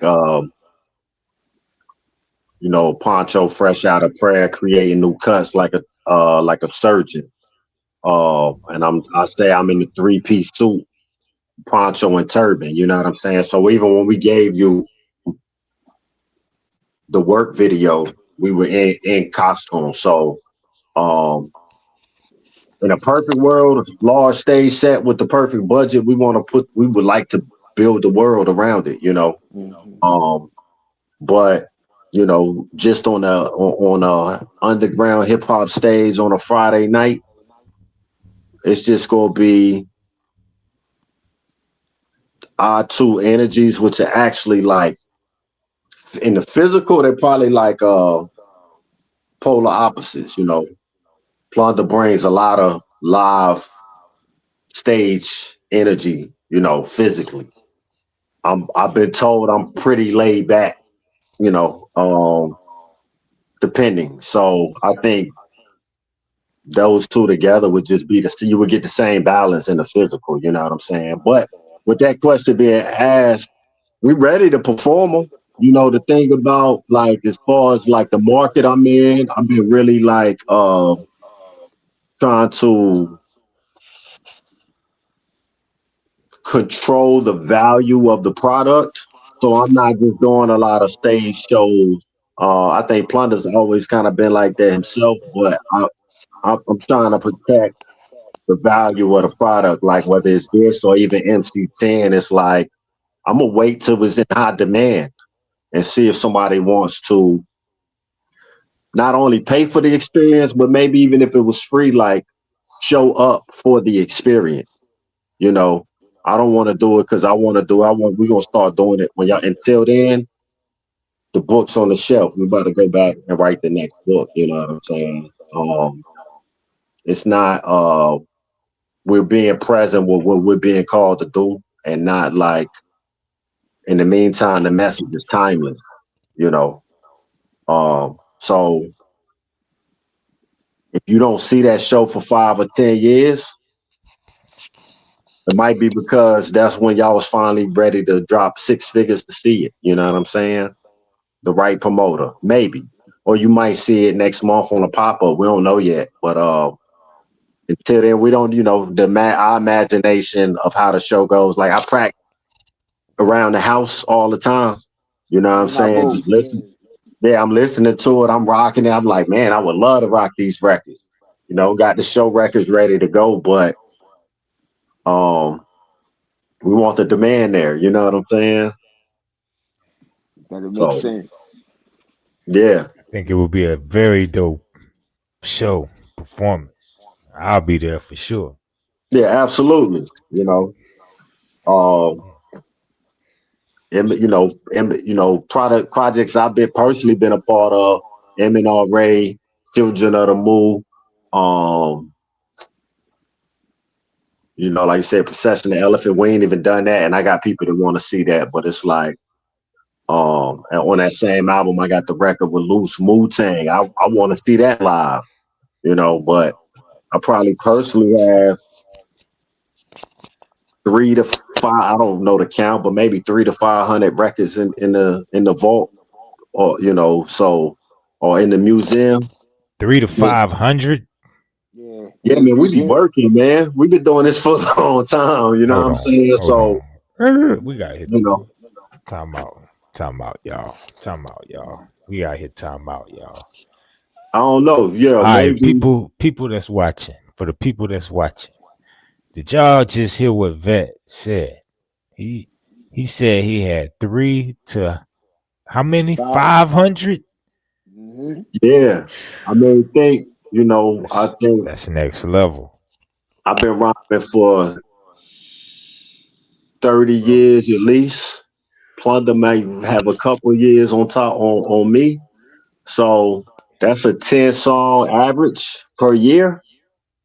Well, I might not have put that much out every year, but like some years I might have put out 4 or 5 albums. You know what I'm saying? So, not to mention the mixtapes, the group projects. You know, I was in a group for 11 years. He was in a group. We got records, man. You know what I'm saying? Like we got records. So it's a lot of records I've never performed that are some of my favorite records because we just can't get them in. If I do get a show, I got 15 minutes to give you. You know, it's not like I'm getting booked to do 2 hour sets, but I could do a 2 3 hour set. He could probably do a 2 3 hour set. You know, all the features and so on and so forth. So I'm at the point where if I could do festivals or just put on my own shows and I knew I was going to get the following that just enough of appreciation where the energy's right, and the resources are recycling so that you can put on the show the correct way. Like I would like to do a 2-hour show where I'm performing album, like a play. I'm performing like album scenes, or what's the proper term? Theatrics, like a Like when you're theater. doing a play, like acts. Yeah, act one, act two, Act act three. one, Yeah. act two, you know what I'm saying? Act one, uh the Weed House on Black Wall Street, act two, Mm-hmm. Love Me or Leave Me Alone, act three, MC 10, one, MC 10, two, in a perfect world, if the demand was there, that's what we would be done. We'd rather do that than any of the other things we probably got going on. But until then, we write the books, they catch appreciation when they catch appreciation. Yeah. Um Inshallah. people obviously appreciate and love them now, but there are other people who may not. I didn't hear MF Doom. I didn't hear Doomsday till years after Doomsday was done. Um, Guys like some of my favorite artists I love now, like the guy Fahim, or certain artists like that. Like when I discovered them, I think he was already the 100 tape god. Yeah, I had literally had 100 tapes out when I discovered them. But once I discovered them, I'm going backwards. Like I said, they're timeless. So it's like, well, now that I'm here, I'm not gonna leave for a while. So there ain't no need to try to put me on to nobody else. I might be here for a year in the God Fahim's uh discography. And while I'm going backwards, it's still new ones getting dumped. Mm-hmm. You know. So, we just like I said, we pushing this one, enjoying this one. We all ready to rock it. But Plunder's in the studio. I'm in the studio. We about to get back in the studio together. We just gonna Mm-hmm. keep working it. And like we had a discussion. Ultimately, our goal at this point in time is to make sure we're leaving our energy signature in this realm. The Mm-hmm. music, we're gonna live forever through what we're creating, and we might go on to the next dimension, and we got more work to do there. But like we also talk, like we feel like we rock with each other through many lifetimes, intergalactic federation type forces that join forces here and like in this time to do this work, you know, Mm-hmm. and we're having fun doing it, but we don't play about it. We got work, again, that's the opening record after Revenge on the album. Work, Wise Old Rich Wise Kings, with a old wealth. kings. Yeah, you know what I'm saying? With a wealth of Acronym. righteous knowledge. Mm-hmm. I'm sure some people didn't even catch that. Oh, the acronyms is two. We Yeah, gave you two acronyms. right. Cool. Mm-hmm. Yeah. Yeah. How does it feel knowing, like, some people might not even catch some of the stuff that you say in your rhymes? Like, does that disappoint you, or you Nah. just, It's like I said. It's from the masters of the craft that I studied. Um, that's the goal. You don't want all of it to get caught. Like you want depths of rhymes. So this gem is buried 10 feet mm, below. This gem is 20 feet below. This gem won't be found for mm, millennia. You know what I'm oh saying? wow, But it's enough gems on the surface to make you realize it might be worth staying here to dig. Uh, but like it's wild, man. I can listen to the Fugees, the score, which I do, you know, and I'll be like, yo, I didn't realize he just 30 years ago when that came out. You know what I'm saying? Whereas like I dance around the borders like I'm Cassius Clay, and then when Prize really gets caught up for international, you know what I'm saying? yeah, I'm right, like, yo, he was dead ass. Like I dance around the borders like Yes, Cassius Clay. You know what I'm saying? I'm like, wow, sir. that album, that album was crazy. But when I heard it again, when I heard that album, and I was in, I think a freshman or sophomore in high school. The entertainment value was shock value. Like The album went diamond off entertainment value. It was just a dope album. But I don't think 70% of the people that bought that album to this day realize the depth and the Haitian ancestor story they were telling. You know what I'm saying?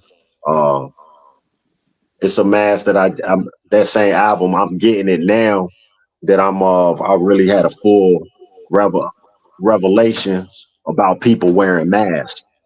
You know, people living double lives and wearing masks around me. You know, and being more aware of that. So now when I go back again and listen to the mask off the screen, M to the A to the S to the K, people wear the mask just to make it through the day. Brothers be hawking, you know, like I'm just getting that 30 years later, and I've listened to that album over 100 times. You know what I'm saying? So, to answer your question, that's intentional. But I was also um, had to be grounded by a lot of my elders over the years. Like, don't sound intelligent just for the sake of sounding intelligent, Mm-hmm. to the point where people don't want to listen to you. You know, so you just don't want to use a bunch of knowledge, wisdom, and big words and stuff like that and run people off. Like at the front, I wanted to just be entertaining enough that a 10-year-old who barely speak English can enjoy the rhyme and the music.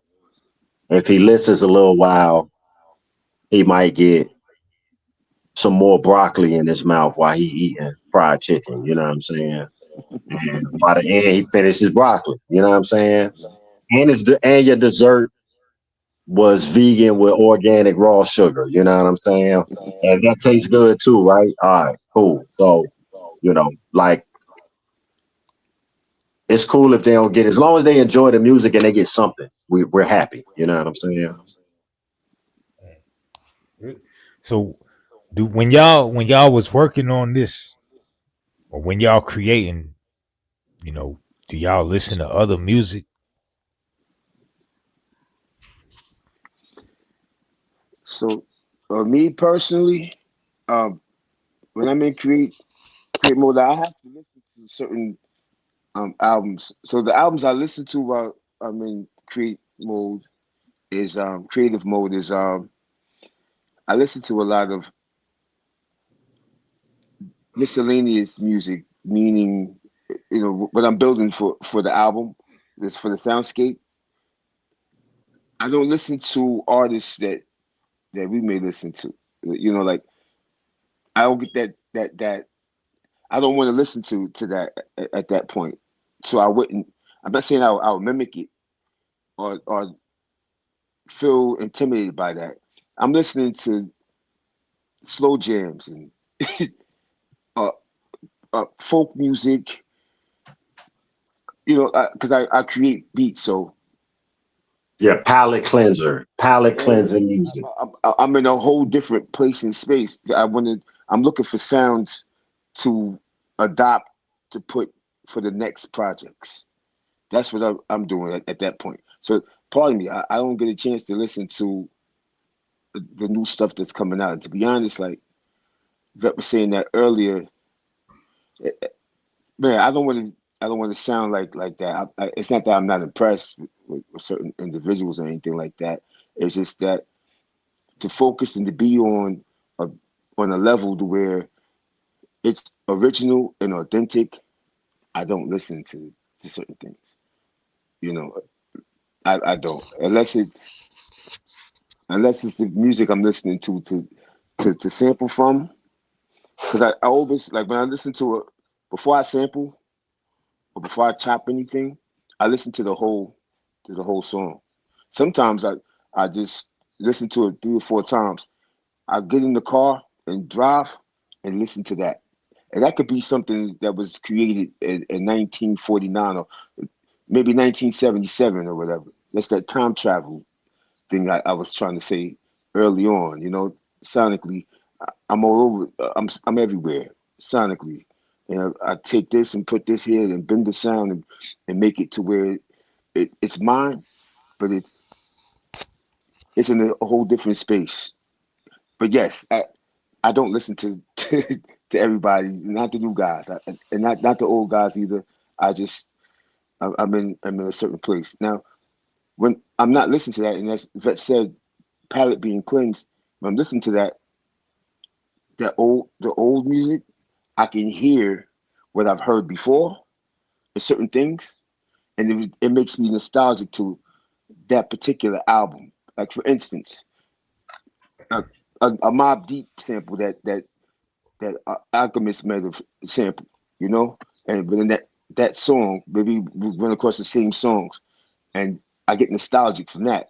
Not to say that I would use that particular sample that he used on that record or anything like that, but that's the inspiration of. It's like a map telling you you're on the right path, you're on the right highway the way you're going, like that. But just so I won't be uh, distracted by others, I don't listen to other stuff. Yeah, just because of that. I'm not saying it would make me be that way, but just to avoid even feeling like a line or a certain type of sound that everybody else is doing at the particular time. I don't want to. I don't want to be like that. We got to be different. You know, that's it. That's just the main idea for me to stay as original as I possibly can. Because in these days and times, originality is scarce. Don't let anybody try to make you feel weird or unacceptable for wanting to be unique. You know, Yeah. even your fingerprints aren't the same. You know, so why should we all of us are being we're all handcrafted to be different in the womb. I don't I can't be like this other man. I can't be like everybody else. That's taken. I have to be myself. So that's a reflection of my music too. You know, that's just the place and space I live in, and I love it there. Mm. Mm. About any other MCs that's on the radar to, you know, want to work with in the future as far as on a project together, like say on this next project that y'all working on, y'all got Collectively, anybody collectively? um, I don't normally think up. Well, let me say not so much on that project, but MCs that I want to work with in the future or plan to. Most of them are still North Carolina artists. Like I haven't worked with Fuego Fresh. I haven't worked with Lefty. Um, I still haven't done all the work I want to do with like Jimmy Neutron. I'm starting to really enjoy working with Dirk the I've done two tracks with Dirk the General now. I think he's a really dope MC that I would like to do a couple more records with. Um, but as far as on that project, I don't predict the artist on the project. I let the song tell me who was supposed to feature.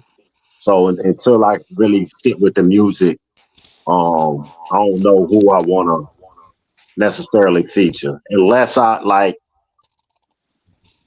in the past. It was like, well, I'm going to feature MNRA because we building something. But even with this, not like I know where I'm going to feature them. The track will tell me, you know, who belongs on there. Um, so yeah, them some of the artists I'm looking to work with or plan to work with in the near future. I just don't know what project that's going to be on. You know what I'm saying? Yo, where can they cop this album at? As of right now, veteraneye.bandcamp.com. On YouTube. I'm not sure if Plunder if he put on his Bandcamp as well on SoundCloud. Not yet. Okay, Let that be I on wax. Yeah.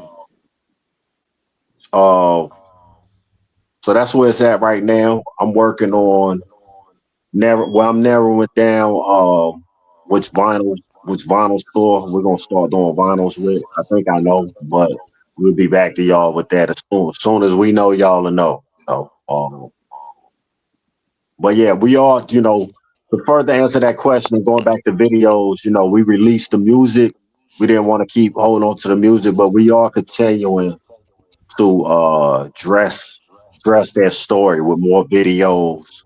Um, we still got a pretty big booklet of photography and photo shoots we did where we will still get creative ways to package the album. It's just one of the projects we're gonna continue to push. It wasn't like release and done. We're pushing that project. Or I don't even want to use the word push. We're going to tour. We're going to do our history tour of that album. Black History Month next year, we might redress it and come back with something special for y'all. So, like, with videos, we really got a treatment for probably every song for videos, but it's a matter of time, resources, and so on and so forth. And, we already in the studio, probably work on 3-4 more albums, whether together or apart. We keep the oven working. You know what I'm saying? So Y'all ain't gotten any merch for sale. nah, not yet. Uh, We just want that, like if you want to do us a favor, go sit with the album for now. That's all we really are asking or encouraging you to do. We just want you to sit with the music and enjoy. It's not so much that we're looking to be reimbursed for the music or anything right now. We just want to make sure that we're inviting you to appreciate, this little gift, this little offering that we laid down for you. And that, and maybe just, coming under one of our posts about it and just if you appreciate it, letting us know that go further than what you think. Like sometimes that's more important to me than you buying a t-shirt, that's gonna eventually fade. Just let us know that like you listened to it, you appreciated it, what you appreciated about it, share it with somebody else. Like that's really what we want for now with it, you know what I'm saying? We don't plan on building Black Wall Street off of this CD or album, you know what I'm saying?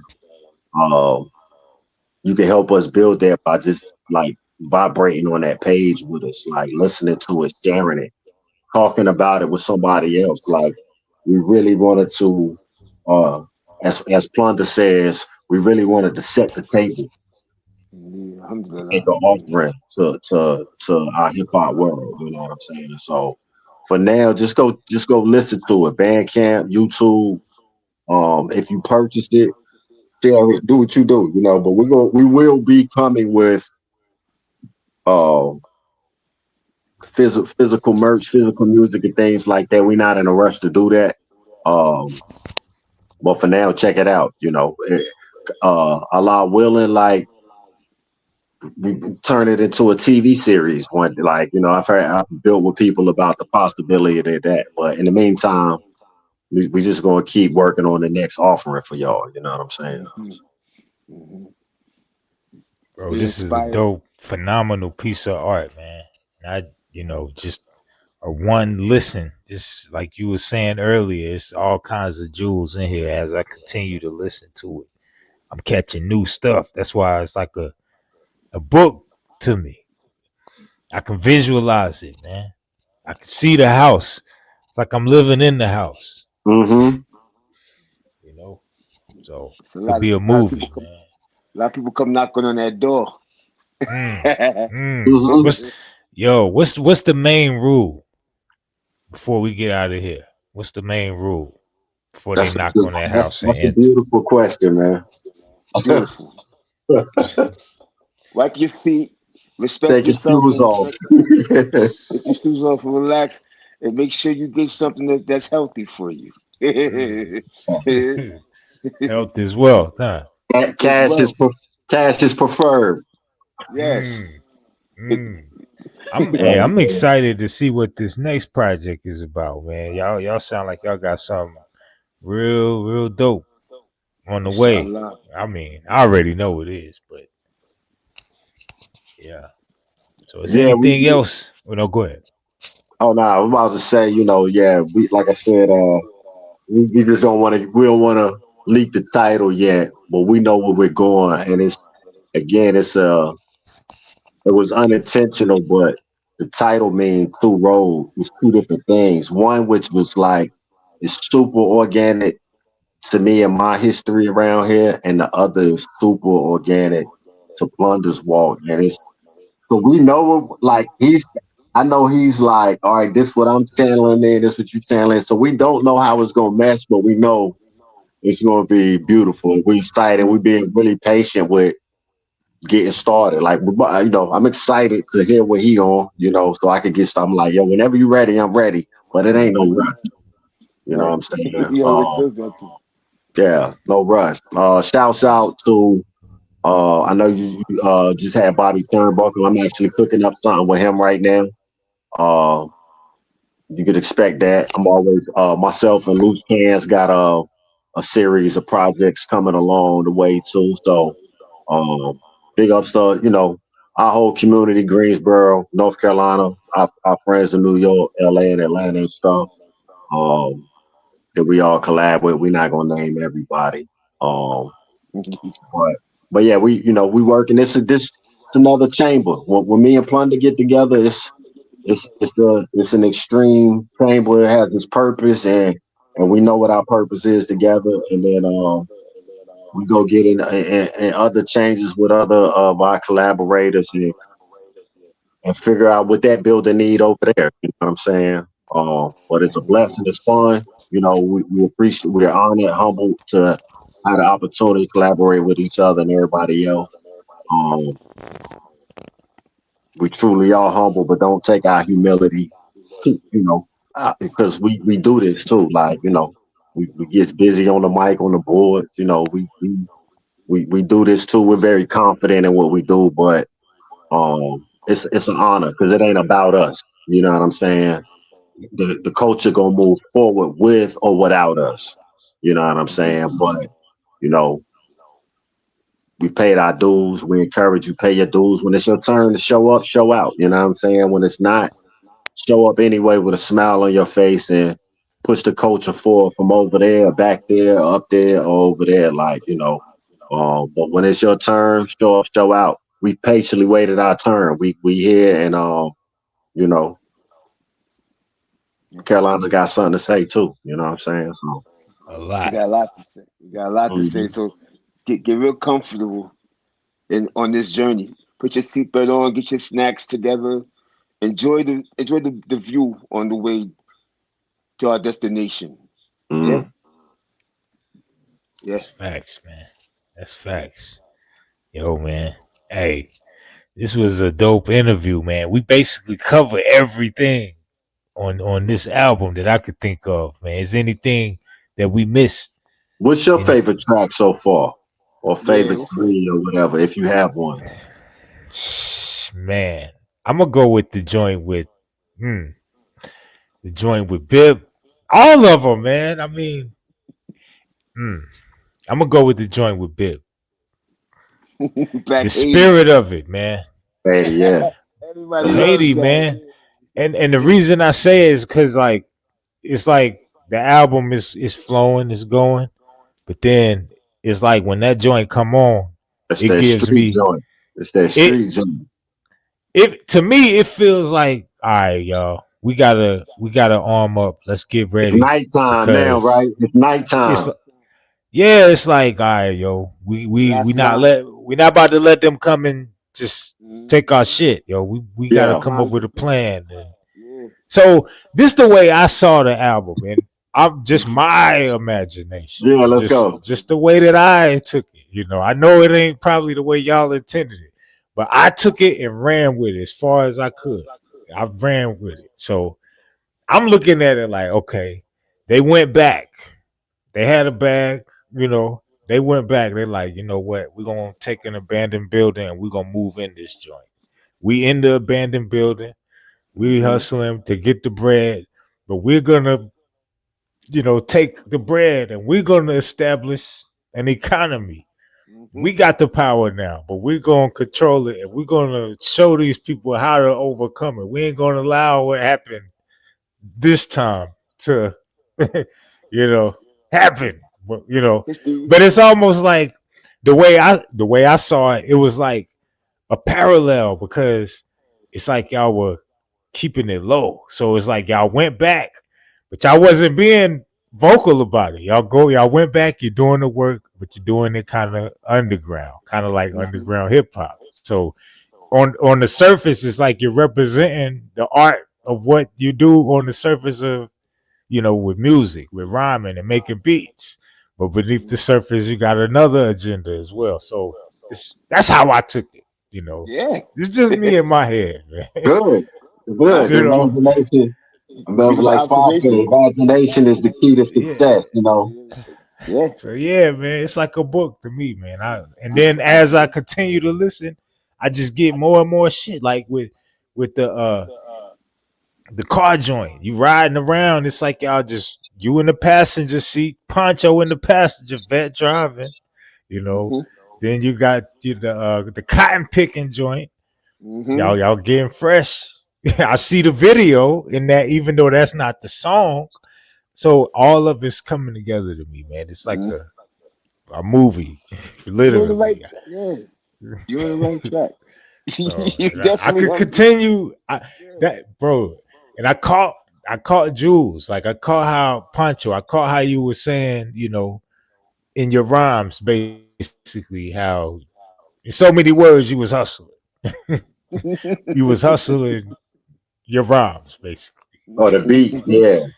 Beats in the Yeah. rhyme. So and then I caught Vet how you were saying, you gonna clock out, go home and write. I, Mm-hmm. I caught on. So to me, that made it seem like, okay, Pancho, you got two jobs with the beats and the rhymes. Alhamdulillah. Vet, you working two jobs. So I just put all that together, You, man. And just to add on to what you're saying, when we say we're dope, you dope. It's a talent, right? So when I was like, when that's a double entendre, maybe a quadruple entendre, the whole rhyme, the whole verse, because when I started it off, so much dope with this ink pen. They calling me Kingpin. Kingpin, Mm-hmm. yeah. Mm-hmm. Hmm. It it's just it's a lot to digest it in that. But yes, I'm glad you caught it. I'm not promoting. Yeah, we it's the Wheat House on Black Wall Street, right? Mm-hmm. So and that dope is the gift that's being distributed.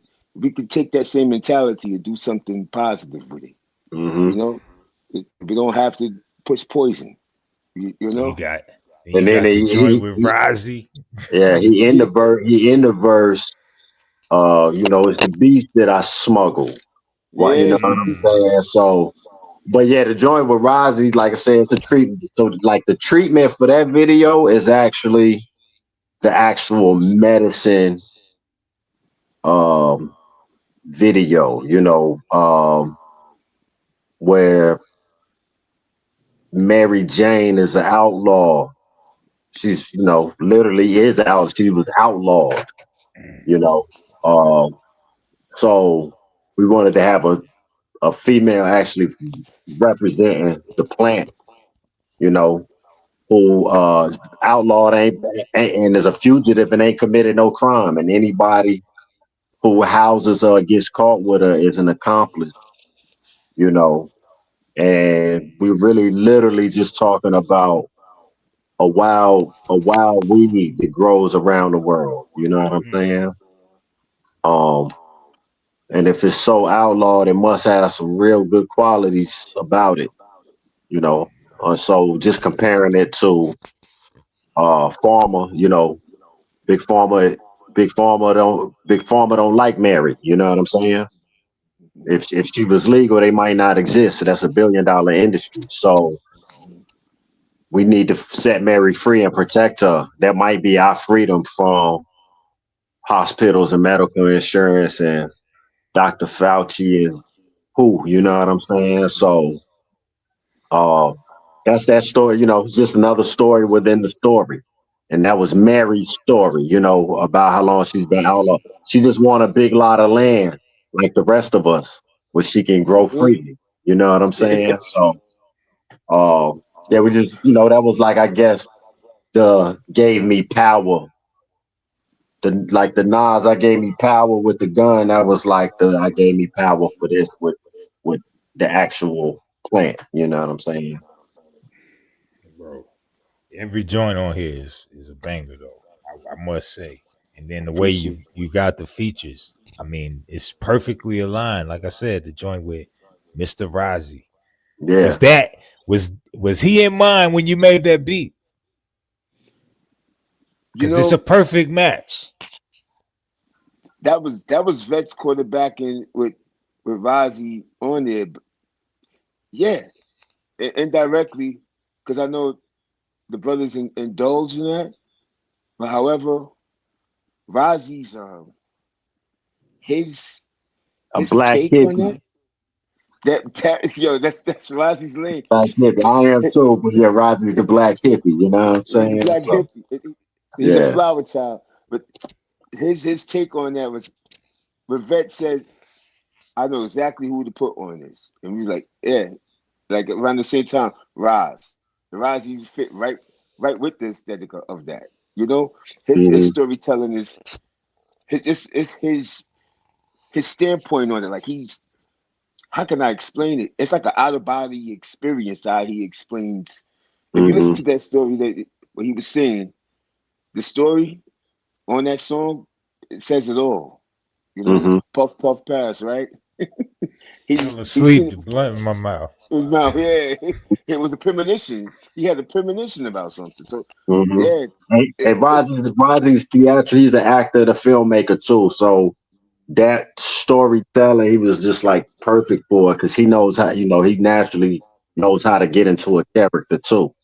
You know, that was perfect. I mean, like with Black Haiti, I mean, Bip was from Durham. It was only right, like that was for him. You know what I'm saying? Black Haiti, which is the original Black Wall Street, right, was real Durham. talk. Hmm. Okay, Um, yeah, that's what yeah. I actually, mechanic at Farmers Bank. The whole, you said that whole banking system and stuff that started from Durham and then Hmm. spread out. So, That's right. I mean, Bip was right on cue for that because that's his hometown. I mean, and then with jigging to move around the board with the features, like you know, out of the, it's like out of the M&R camp. If it was to be compared to like Wu Tang, it's like Zig and Shakar just belong together. You know what I'm saying? Ray and Ghost. Yeah, like I used to have Yeah. yeah, Ray and Ghost, or just like when I used to have a joke. It was like if if we was like a militant, like a secret ops faction, and we went in a room, you go in the room and they like pick your weapon and you got a wall full of guns and stuff like that, bazookas and grenades. Zig and Chicago go get swords. You know what I'm saying? They sword, they here to cut heads off up close, you know what I'm saying? So probably my last two albums or whatever, it's like, yo, that's just the easy call. If I call one, I'm gonna go ahead and call the other one. And you Mm-hmm. got to, you got your two swordsmen in there. So the weighing up on Red Bull is like, we don't need no hook or nothing in there. I'm gonna pass them the mic and let them go crazy. Mhm. Um Loose Loose was just like, Loose is very subtle with like Loose is a master of he is a master of craft when it comes to MCing.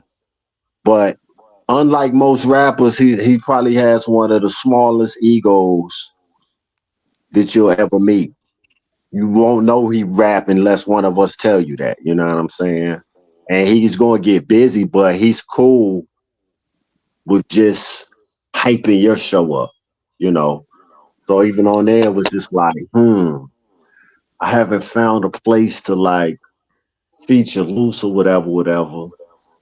I had already recorded Keep the Faith and sent it back to Poncho. He was set with it. He sat with it, and he was like, I said, what you think about it, man? I'm like, yo, the rock, because I'm like, I'm loving it and everything. And I was letting the sample breathe in there. And he was like, it needs a chorus. And then it was like, now I got a task for Loose. You know what I'm saying? And I sent it to him, and he called me back 10 minutes later. Because that's what, I mean, he writes hooks. You know, his hooks are phenomenal. We all write 10 really good hooks. minutes. Yeah, we really write. We all are dope with hooks, but he has a really unique like songwriter style for him. Where like he sprinkles this flavor, and there none of them sound alike. Um, yeah, he called me back, and he kind of went over. He said, but like that's kind of how it's gonna go, but you just gotta hear it when I record it, you know. And so we went and did it, and he'll go in there sometime because it is so unique. This a one of a kind hook. He have it in his head. He don't know how it's gonna sound. He might give a disclaimer first, and I'm like, bro, I trust you, man. Just go do it. I'm gonna just go outside and smoke and let you and Brian work on that. You know what I'm saying? And You come back get, in. it was magic. You came Yeah, back it's in, it was magic. magic. But he only laid half of it. So Plunder sat with it again. And he was like, that's dope, but it ain't complete. I got the rest, you know. And this is probably a couple weeks later, you know, while we still storing up the album. And I'm just sitting with the music, you know. And then he comes in first,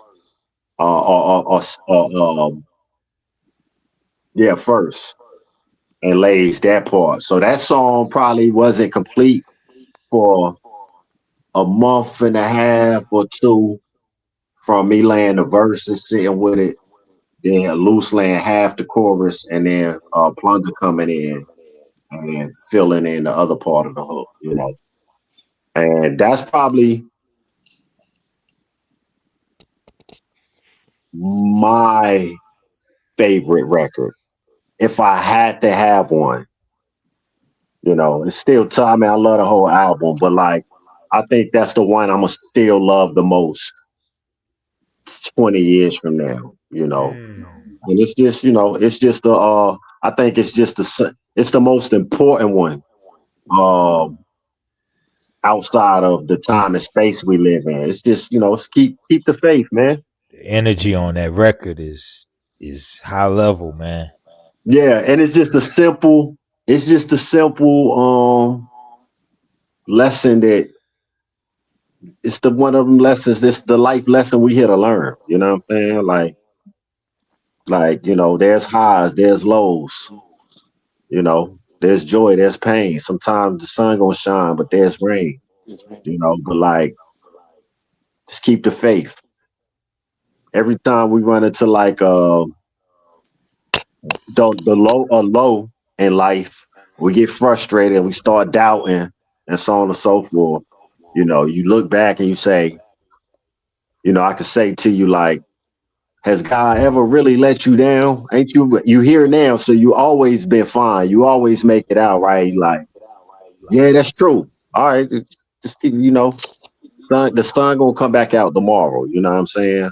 But that Right. reminder, no matter how many times we know that lesson and get it right when we hit that low again, you just need that reminder. So it's just there, like keep the faith. You know what I'm saying? But Yo, faith without works It's dead. is dead. So do the work in the meantime. You know what I'm saying? Tie your camel in the yard. That's what that means. You know? how much fun did y'all have making this record, yo? Cause it sound like y'all had a lot of fun, especially on the I re- joint with cans. It was like a free record.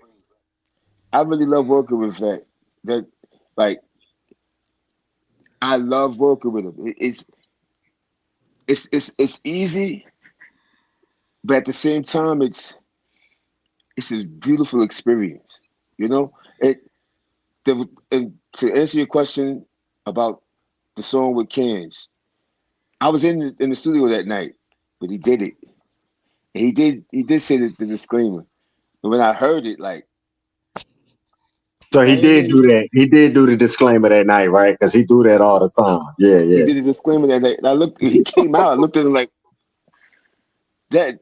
I said we had a great time with this whole project, you know.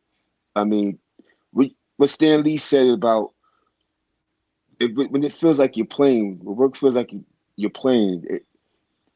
That's what it's supposed to feel like. It's supposed to feel like you're playing. You're not supposed to feel like it's work. That's how you know you enjoy it. When you enjoy something that you do, that's the love. It's longevity within that. It's longevity when you doing it in that fashion, and that's the feeling I get with Vet. Even the MNRA brothers when we did this project.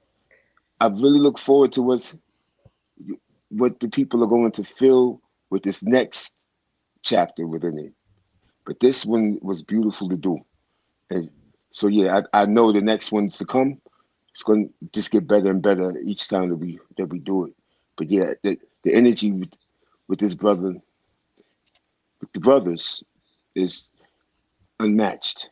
You know. So It yeah, I it, keep it doing look like on the outside looking in, right? It looks like y'all do the hard work before you come to the studio, and then when you get to the studio, it's like the celebration. it. Yeah, I don't want to say the hard work, just really the I know what you mean by hard work, but like that's the whole thing. It's all gotta be fun, or then it's forced. So Hmm. the he's not. It's not hard work when he's making the beats. It's therapy. You know what I'm saying? And when he sends the beats over and I listen to him, it's like Christmas. Like I'm like he's like, yo, you got mail. That's like a MC. I'm not like it's not like a boss. Like here's your schedule for the week. It's like, oh my gosh, what are we, you know, should I listen to him tonight or should I wait until the morning when I got my head, and then the first one that stands out, I might not make it to the 13th beat in the file if the first one or the second one makes me start writing immediately. It's like, and that's why he'll be like, in 20 minutes after that, I'm like, all right, I got one done. And he's like, whoa, hold on, what? I'm like, I ain't even listened to the other 12. This one already talking to me. It ain't no need to lead that conversation. Let's talk, and we done. And then we're going to the next. So all of that's fun, but that is the bulk of the work, I should say. You know what I'm saying?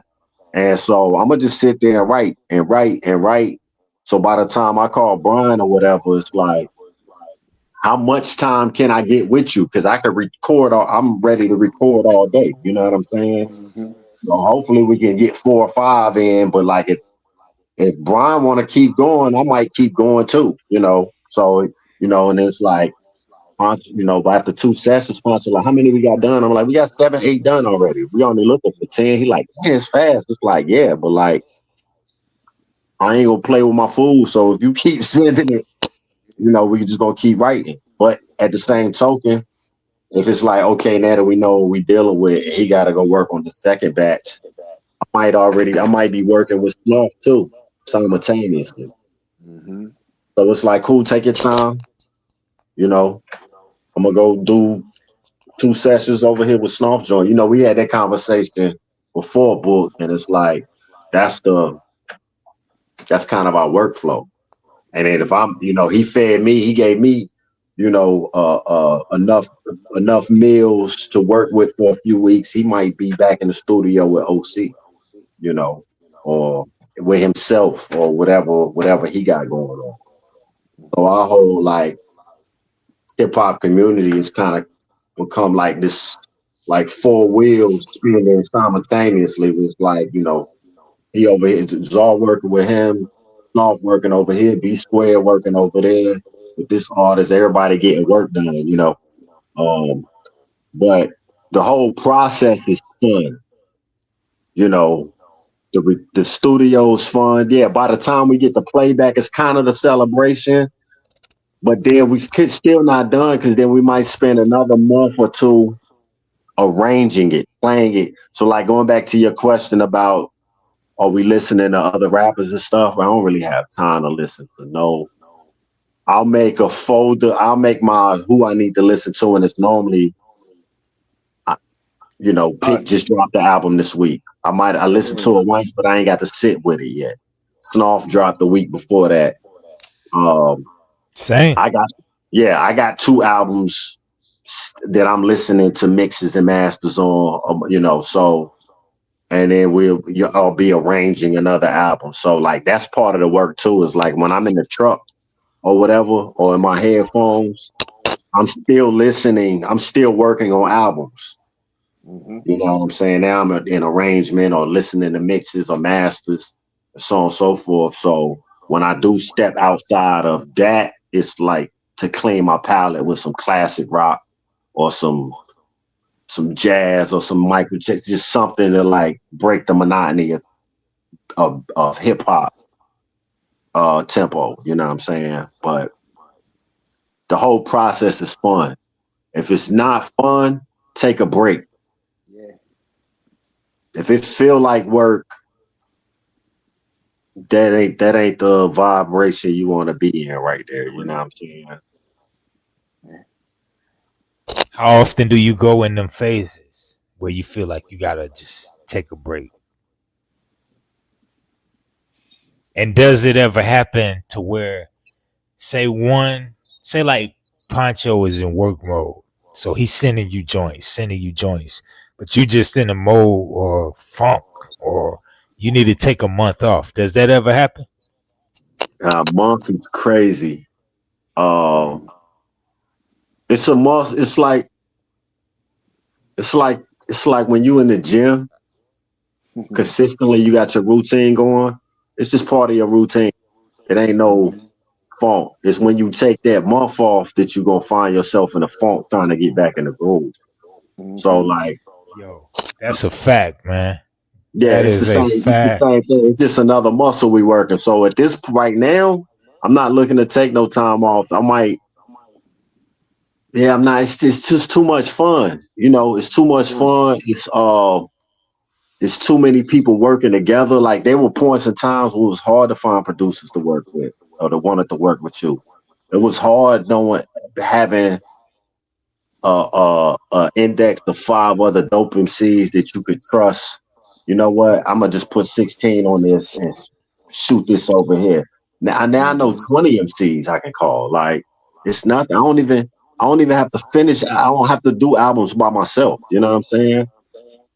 Like I can just be like, this is what I want to say, and this the verse, but I really said all I want to say, so I don't want to force another 16. I'm gonna send this to Rising. Shakar, Right. what you working on? Hit, take this one. You know what I'm saying? Boom, boom, boom. So that makes it even more fluid. You know, I'm working on a project, another one with Nazar, but I'm not really even working on it yet. I'm like Plunder says, I'm setting the table forward. Table. So like I'm picking the beats, and I'm like, oh, okay. I think it's the record I'm gonna finally do with Fuego. You know what I'm saying? And so I write the hook and this was what I got on my plate this morning. Well, I'm not ready. Me and Plunder haven't started yet. I'm up to speed on. I done wrote to all the Bobby Turnbuckle beats until he sent me another folder. So let me just listen to this art folder. And I'm like, hey, I'm writing in Fuego now, writing in Zig, and then so I might go to the studio this week, and that's more just so I'm staying productive. You know what I'm saying? But it ain't work. It's more like staying productive. Like I don't get bored and take a week off. Right. I need stuff to work on. You know what I'm saying? What about writer's block? Do you write? Let me ask you this: do you write in long segments or short chunks? I might have asked you that in the last interview, but for this project specifically, For this one, I mean, I was knocking them down. I was excited. Like I said, it was we talked about working probably for probably for 6 to 8 months before we actually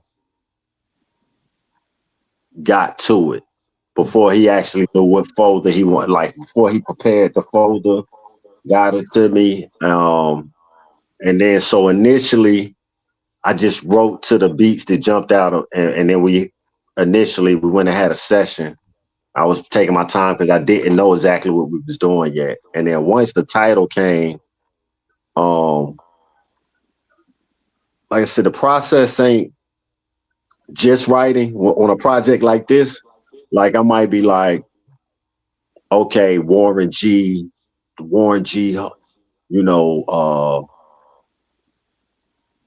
the Warren G Harden record. Like I need to go do a little research. So part of that process would be like watching some YouTube, getting lost in some YouTube documentary clips, um, Googling some stuff and just getting the info down. And then I'll still play the beat a couple times a day. But I ain't really writing to it yet. I'm just kind of playing with like, where is this going? Where are we going? Where are we going? And then once it starts, the song might only take 20, 30 minutes to write. You know what I'm saying? But that's a process for a certain type of song, you know.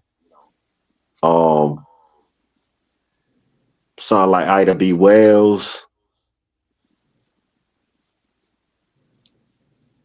the beat just wrote it. The beat just write it. Like, you know, I might wake up, drink coffee. Typically, I'm gonna wake up in the morning. I'm gonna sit on the porch and drink coffee, and I'm gonna play beats. And with the beat that makes me start writing first, that's where we starting at today.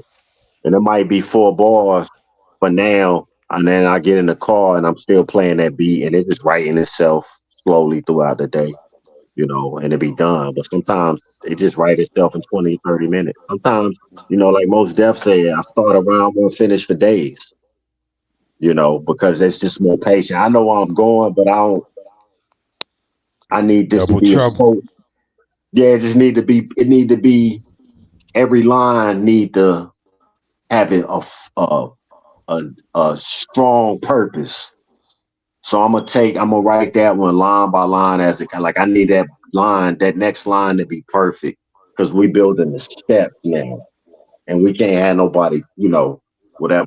But you know, in the back of the house, we can build this a little more fast. It's just straight up, you know what I'm saying? So it just depends on like where that chapter go, you know, how that chapter need to be for. But I'm not thinking about it. It's just,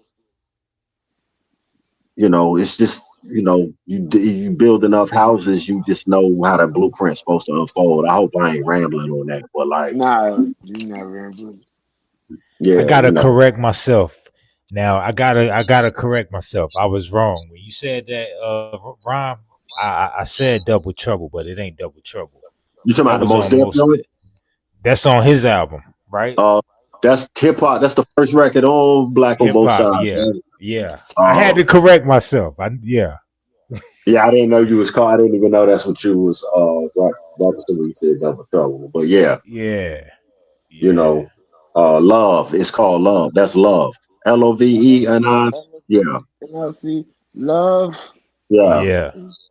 love. But yeah, Yeah, yo, Well, you know, that was what, 99, 98, 99 when he wrote that. Like, you know, again, it just make more, I get it now. The more of an MC I've grown into become, I get it. Like that, those rhymes just come back. Like sometimes I write a rhyme, won't finish for days. Yeah, I know what you mean, most. You know what I'm saying? Like, I know what you mean, you know. It ain't a rush though. it's like when I taking a when I break. step, no, go ahead, punch. Oh my bad. It's like taking a break. What you said about getting tired, slowing down in between the process. You're doing something that you love. Again, I'm gonna use that quote from Stan Lee when he said, "When it feels like you're playing, when you do something you love and it feels like you're playing, it's not necessarily work, but you take a break. So you gotta catch your breath." And again, like him watching YouTube videos and gathering information is a break from the writing, you know. But he's still writing. Different. I like the way he made that analogy of being in the gym and working on different muscle groups. That's What's what I your was. equivalent? What's your equivalent to that when it comes to beat making?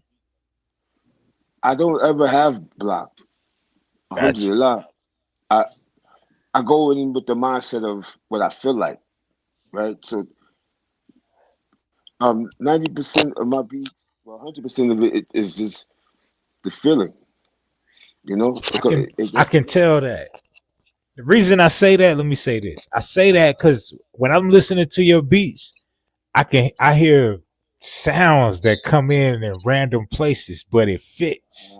So I might hear a sound that come in and the 7 bar mark and stay hmm until the 12th bar mark. You pay attention, my brother. You pay attention. Yeah, a lot of people don't catch that. Yeah, that's what makes it. So, like as he's rhyming, that's my expression. Like what the hook says, and just the feeling of it goes back to Africa with the drums, man. It goes back to that. It goes back to the sitting around the fire with the storytelling. It's that kind of feeling whenever I'm creating beats. And I mean, even the chemistry amongst y'all, even with the like when Vet say blah, you know, Hmm the gunshots, like it's cement, you know, Vet. Yeah. What's going on when you like blah? Was that part of your like? Did you Nah, think that's of the that when? nah, the ad lib is just you adding in, just setting the scene, the sound effects, hmm Um, I don't, I think in the modern era, and it's not wrong with it, I think artists do not only write in their ad libs, they write their rhymes to fit in ad libs, and that's fine. It's your writing style, But like the blouse and this that's just the ad lib. It's like you just kind of want to. What's the natural feeling to accent what you just said, and it's supposed to be very subliminal. Um, the science behind that, like it's supposed to be so subliminal, but it adds the way you say, like you're imagining the world when you're listening to it. It's just like those comic books, like boom, pow, it's like Batman and stuff. MF Doom was really good at putting that stuff actually in the rhyme, taking what we would use as an ad lib and rhyming it in. But again, it's that comic effect, like boom, pow, so whatever. So that's it. It's just effects. We want effects. You know what I'm saying? Live, live effects. Live effects. You throwing Yeah. Doom on this joint? Which one he gonna be on? Or Whew, what? The Black Weed History. House? Let's go all the way. What joint are you gonna be on, and what is verse gonna be about? Like, what would he add to the track? That's wild. That's a wild question, book. hmm Yeah. Oh, I know what it is. It's gonna be on the last record weighing up on Red Bull. Ooh. And the reason why is because, I know a lot of my audience knows I'm a big Doom fan, but if y'all don't know, Plunder's a big Doom fan too, you know what I'm saying? So I think that comes out the most on that track. And that's it summarizes, you know, Plunder Dog, the elusive Plunder Dog. That whole texture track is very doomy. It's like his signature and thank you to Doom, to the Doom tree. You know what I'm saying? Um, it wasn't until we recorded it that even made sense to me. And I texted him because that was one of them sessions where it was scheduled around his availability and he wasn't at that session. And that was the session I recorded that record. And when we played it back, it was like nailed to find. No, it said something we found, it's like, find who? The elusive PlunderDawg music. And I was like, the elusive PlunderDawg music. You know what I'm saying? It's like he just up and flew away. It's like he grew wings. Yeah. All of that, as soon as I But heard but it, you know he there, right? Yeah, but it was all the like he wasn't there in the physical, but the telepathy, he was there in the track, and not only was he there, Doom was there. And it was like Doom saying, "You guys did a good job." You know what I'm saying? That's actually an excellent question. It made me think, but that's Excellent. that record, and that record lightens. Just like before you leave, and we know this was a heavy message. This is a heavy book. It was, took y'all through there, as they say, but it was like the light. It was like lightening the mood up before you leave the album. You know what I'm saying? Um, it doesn't fit Black Hades like right in the middle. It's intense. It's like night the tiki torches is out front. You know what I'm saying? And, my chance is better with a 4-5. One way or another, we'll survive. You know what I'm saying? So by the end, it's like the mood. I mean, we got the two sword assassins on there, with Shakar Zig, but that's that MF Doom joint. So not only would that be the record he would be on, he was on that one. You know what I'm saying? Alhamdulillah. So Punch, if you Yes, indeed. could ghost produce one track Mhm. and put it on a classic album from the golden era, and nobody know you produced it, but it will make the album doper. Which one? Mm. Mm. Mm. So many come to mind. I think I know what you would say, but I ain't gonna say it. You say, you Let me say, see. yeah. I'm gonna see what you're gonna say first. I'm gonna see what you're It's gonna so say. it's so many that come to mind, man. I'm 'Cause, thinking maybe the purple tape. you know, Mm. see, that's one definitely. That's definitely That's what's one. up. Uh, but I would say to make you said one I would ghost produce that would make the album even better. Um, And Vet, I want to ask you the same. I'm gonna ask you the same thing, but lyrics. Add a verse. Go ahead. All right. Yeah. I would say I would say uh, I would have loved to been on Illmatic. Mm.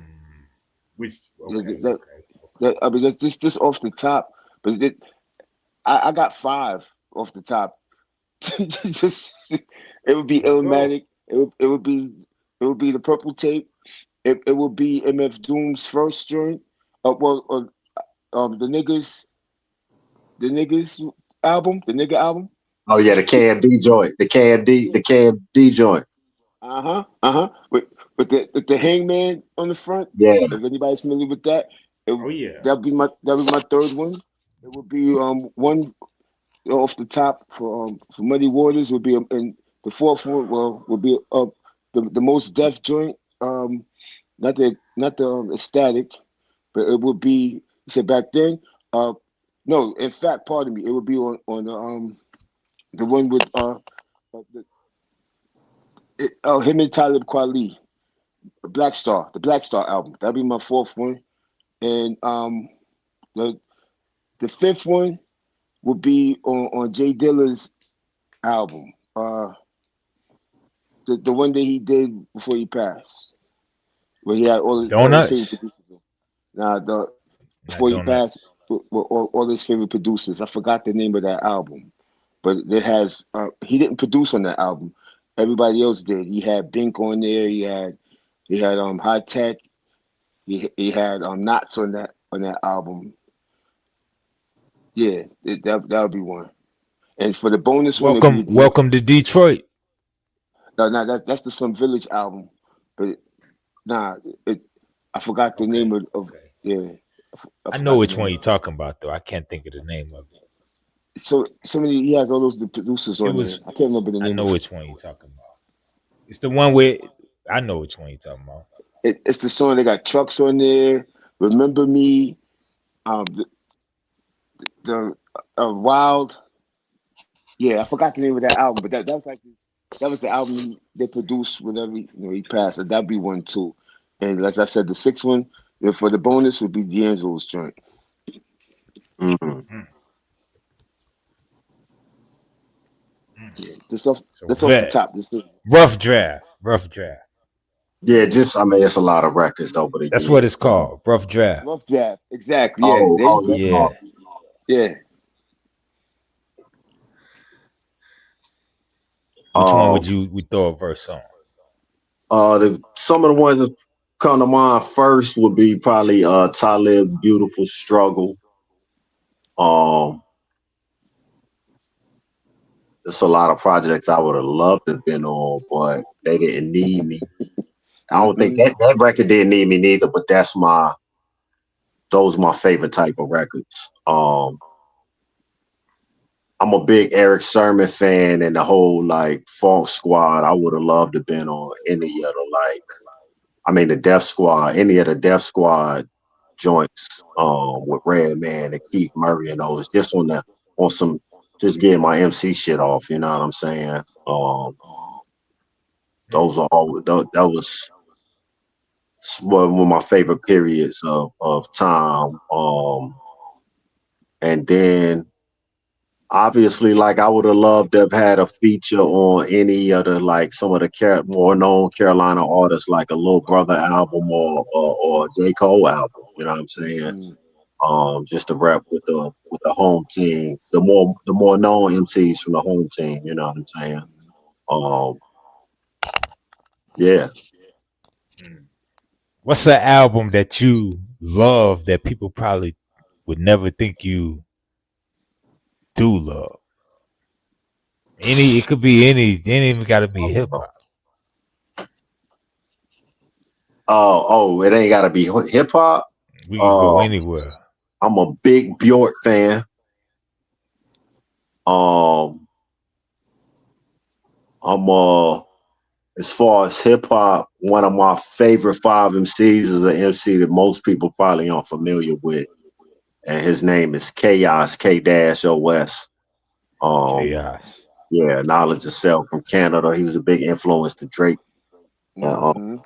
so I'm a huge Chaos fan. I think he's one of the most well-rounded MC/musicians ever. I've been, Uh, huh? I've been on the run. Sounds just like a gun. I Make was you I was think going to of Natalie me. Portman. I was going to name that record for a verse on Socrates. Exactly. Yeah, Chaos. I mean, even his videos, man. He shoots a film. He plays the instrument like Chaos, phenomenal artist. He do everything from reggae to hip hop to rock, all that stuff. Um,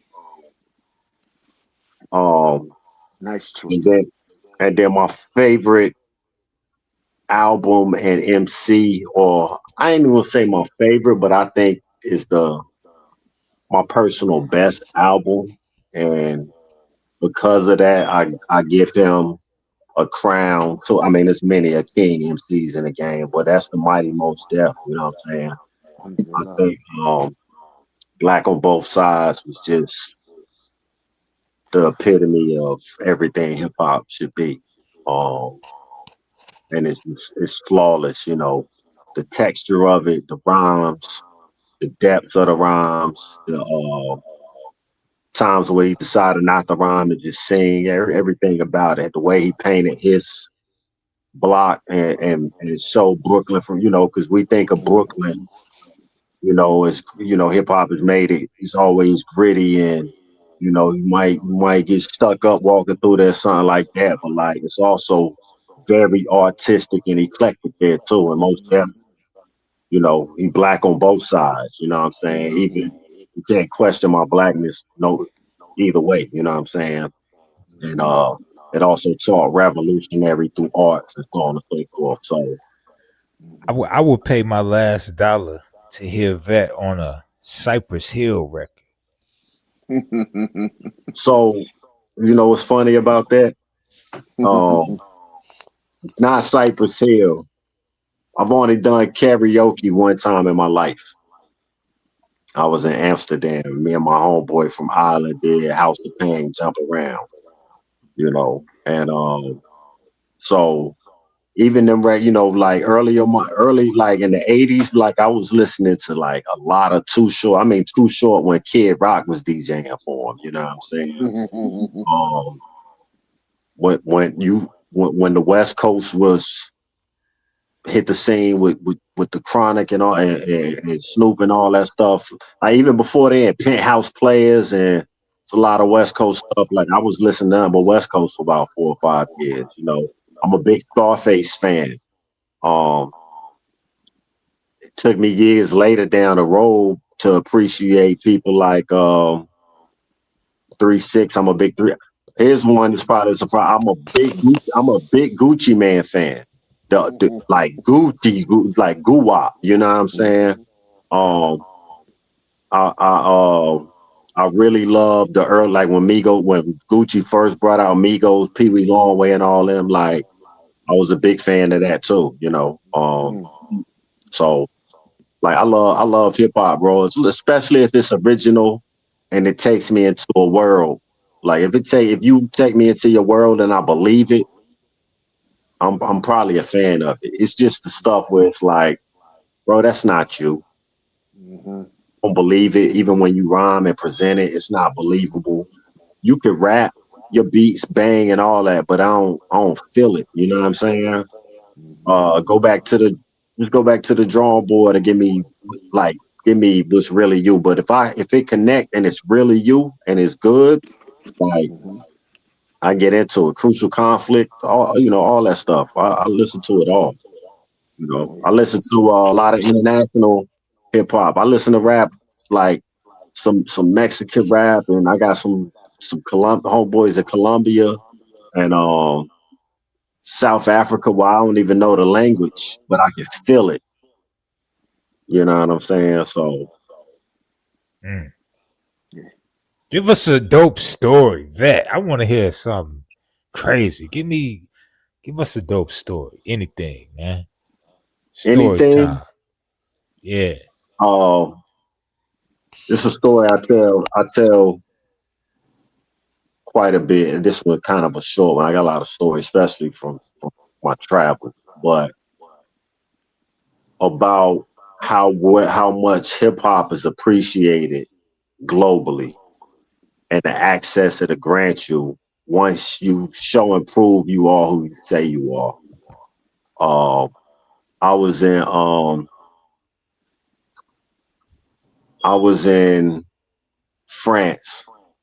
I was in and out of Paris and Amsterdam, back and forth. I was in Europe for like 3 months. I was putting on my own independent tours, and I would just stay there, move around, and network and stuff like that. So I had 2 homeboys I stayed with in Paris, different parts of town whenever they had availability for me. One of which lived in the outskirts of Paris in the projects, right? He's from Morocco. And I'm in and out of the projects all times of day and night, catching the train and stuff like that. And it's the city, you know. The only difference is guns are illegal. Other than that, the hood is the hood, and you know exactly who's up to which it looked the exact same. You know what I'm saying? So I might pop off a trade at 2 in the morning, come through the hood, and like, you know, cats is on they post and all that. And, you know, I'm minding my business, but I know what's up. I can see they trying to figure out who I am, you know. So I'm in and out of this housing for like 2 or 3 weeks straight, off and on. And so my last day, and I would sit in the park, smoke my spliffs, and like the way we got big basketball courts, they got big soccer fields. They might got a basketball court out there too, but the soccer field is where the pickup games is happening. You know what I'm saying? I'd be out there smoking my spliff, and Pick up soccer games. yeah, you know, that's their sport. So I mean, globally, that's the sport. You know what I'm saying? So Football. I want to meet people and everything, but I don't speak the language. You know, so my last day or two there, and I'm leaving the field, walking back to the building, and this guy yells at me from behind, probably like 50 feet behind me. He's speaking in French with like an African accent. And so I'm like, yo, no Francais, you know what I'm saying? He's like, where are you from? You speak English? I was like, yeah, I speak English. He's like, where are you from? I'm like, I said, I'm from the US. He was like, what are you doing over here? And I'm like, yo, my bro live over here. You know what I'm saying? I just finished touring. I'm an MC, blah, blah, blah. My bro live over here. I be staying with him sometime. And he was like, come with me. And so at first I'm like, come with you where? You know what I'm saying? I don't know dude from Adam. And but then, I'm just check my intuition, my spidey senses, and I'm like, bro, you ain't come over here. I'm not a scary dude. So I'm like, let's see what's to it. You divinely protected. Let's see what's to it. You know what I'm saying? So he's like, I'm gonna go check on my parents. We go to another building. We go up in this apartment, and it's dark, and there's a duffel bag on the couch. And I'm like, this thing might chop me up or something. Like, what we got going on in here, So it was really his parents' crib. I guess he was taking the mail in there or something like that. So he was like, come on. So we get down in the foyer. It's a dark foyer. It looked just like, like when Mitch and them was hustling in the building on Paid in Full. You know what I'm saying? We get in the foyer, and he's like, my friends think you policia. And I said, you said what? He was like, my friends think you policia. I was like, they think I'm the police? He was like, yeah. I said, I ain't no police, bro, from the US. He was like, no, I know that. Because I know what that means, you know what I'm saying?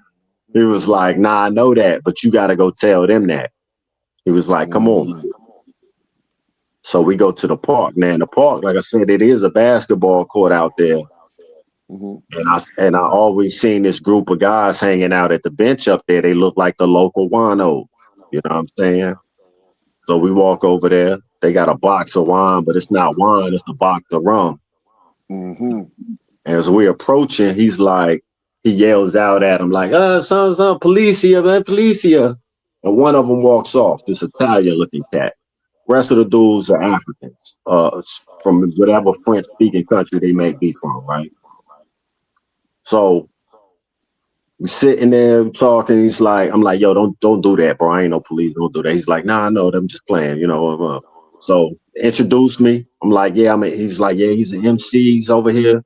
So they like play something, spit something, play something. So I start showing them my music. I'm playing it. I'm freestyling with them and so on and so forth. I am who I say I am. You know what I'm saying?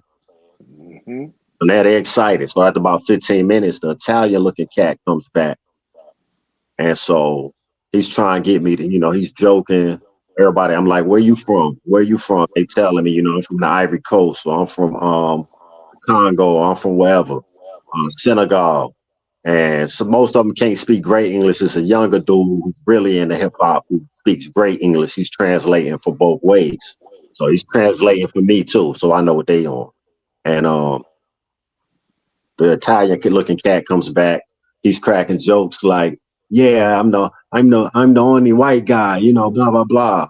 And I don't laugh, I'm like, whatever, it's whatever, you know what I'm saying? And so, he's like, "Yo, you want a drink?" I was like, "I have a beer. Like, y'all ain't about to have me drunk over here."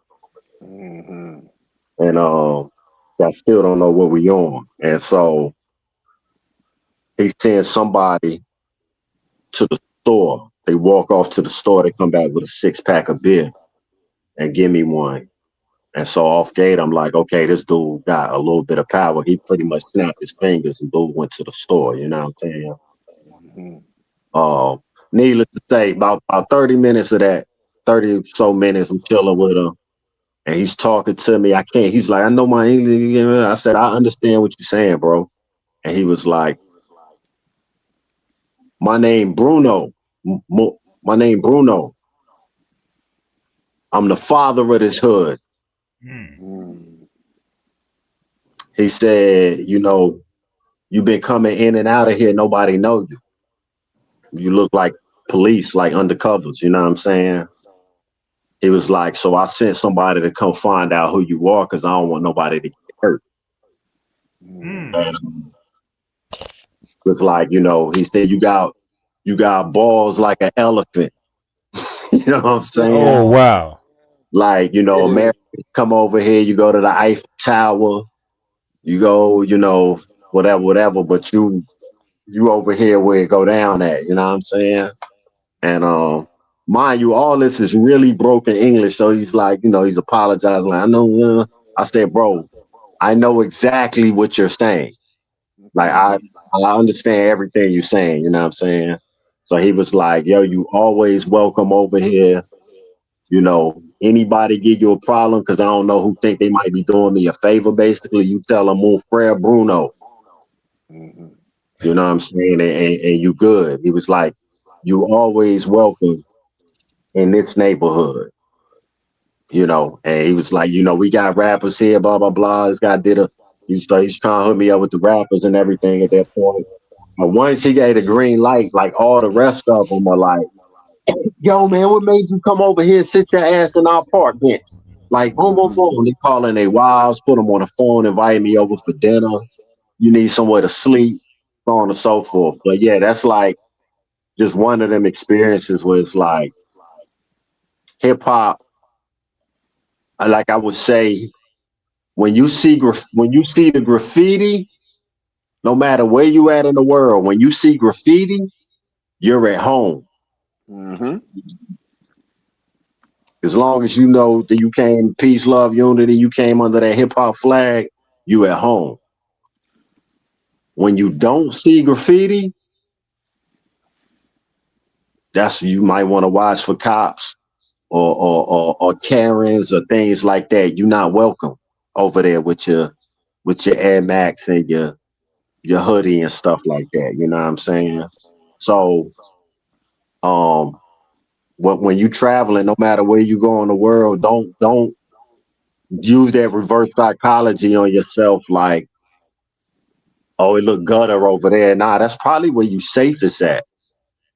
As Mm-hmm. long as you're not coming in as a threat, you coming in. Like I said, I'm an MC. I'm a DJ. I'm a graph writer. I'm a b-boy, you know, or whatever the case may be. And you can prove that, you safe. You're welcome. You know what I'm saying? Um, and that's the beautiful thing about what we've created, what our founder fathers have created for us. Hip hop is a global movement. Um,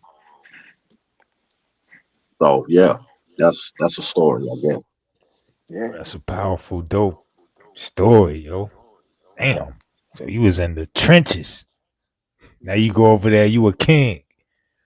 You always a king, but you Yeah, yeah. recognize If that you are, you self. are. If you are, you are. You know what I'm Right. saying? It's going to make itself known.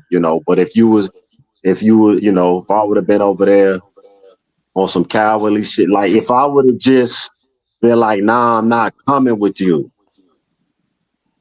and been fearful, that whole situation could have went left. Mm-hmm. You know what I'm saying? So, and just in tune, like I said, with your intuition, with the Most High and all of that, it's like you gotta be, you gotta know the journey you on. That wasn't like a money making mission. That was really just a pilgrimage.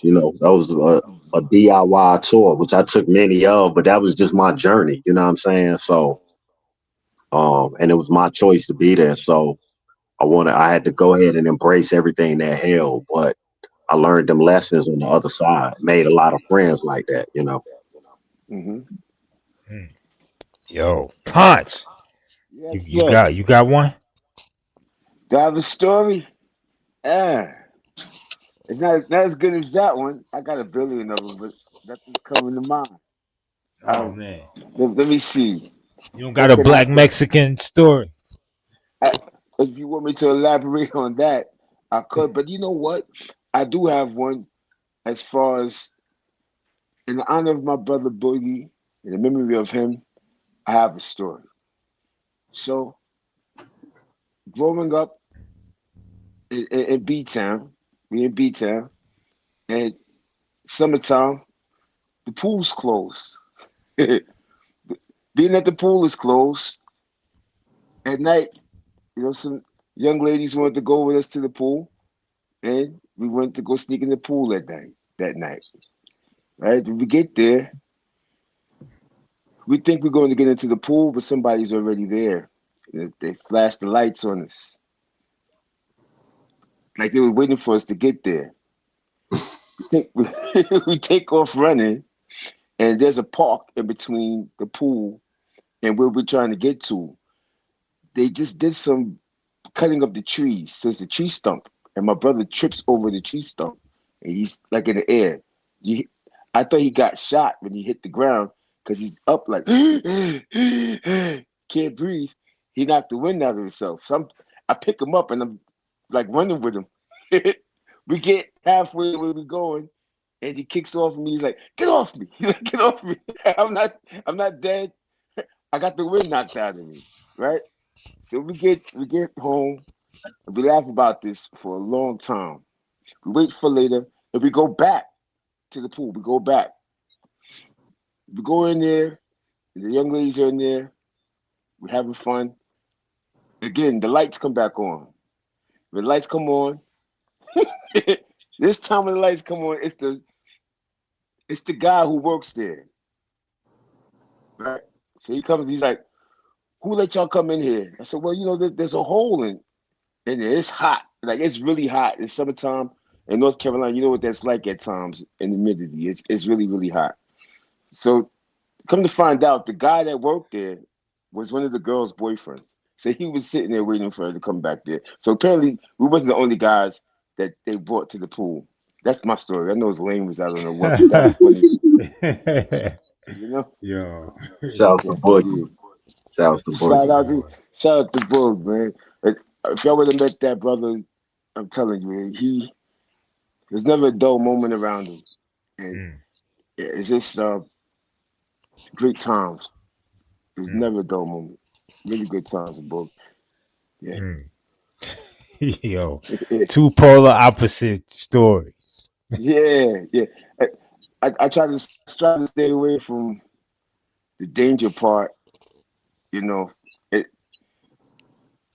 that was a very intriguing story too, Vet, that you that you shared. Yeah, Yeah. Yeah, like We we gotta ever do do a joint about that. I'm about indeed. to say we do a. I mean, I got a lot of stories that tell about just those. I did an album called The Epic Tales of Chief DIY.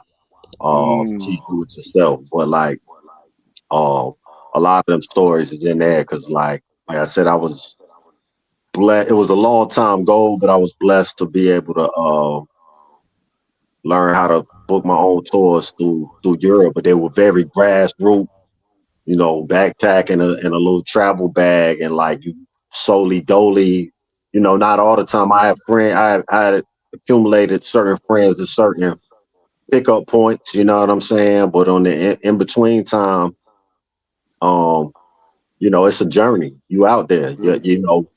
Um your awareness begins to be heightened, your survival skills get tested, your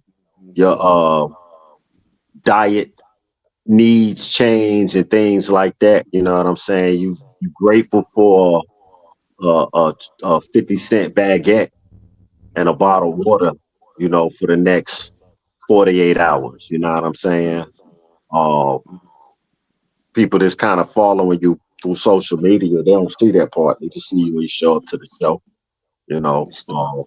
when you're in the studio, when you stand, like I said, standing beside the Eiffel Tower or something, they like, living this life. I'm like, nah, what I'm doing is things you're not willing to do Hmm. to get where it is you say you want to go. You know what I'm saying? Like I said, those 30+ hour layovers, Hmm.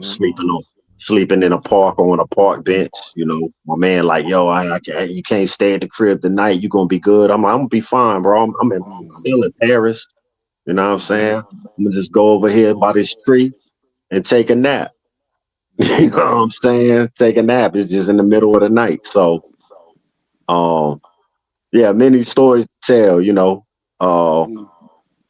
from them journeys. If you ever want to revisit that, I got a lot of they. That's one that comes to mind. Like I said, where it encompassed like just learning how hip hop has paved the road that you'd be surprised. Like anywhere you go in the world, language is universal.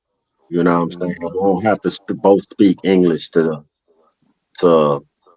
know what each other is saying. You know what I'm saying? Like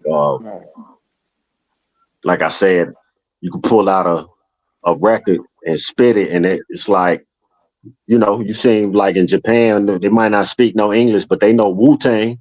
Just come together. Yeah, yeah. Wu-Tang Everything come lyrics. together. I mean, they know the lyrics. You know what I'm saying? So it's like, oh, okay, you with the Wu-Tang clan, you good here. You know what I'm saying? So that's just, that was one of the stories to sum that up. But I got a lot of crazy, wild, crazy stories to tell, bro. And look forward to making many more wild, crazy stories to tell. We all got a past. Yeah. Hey. Yeah.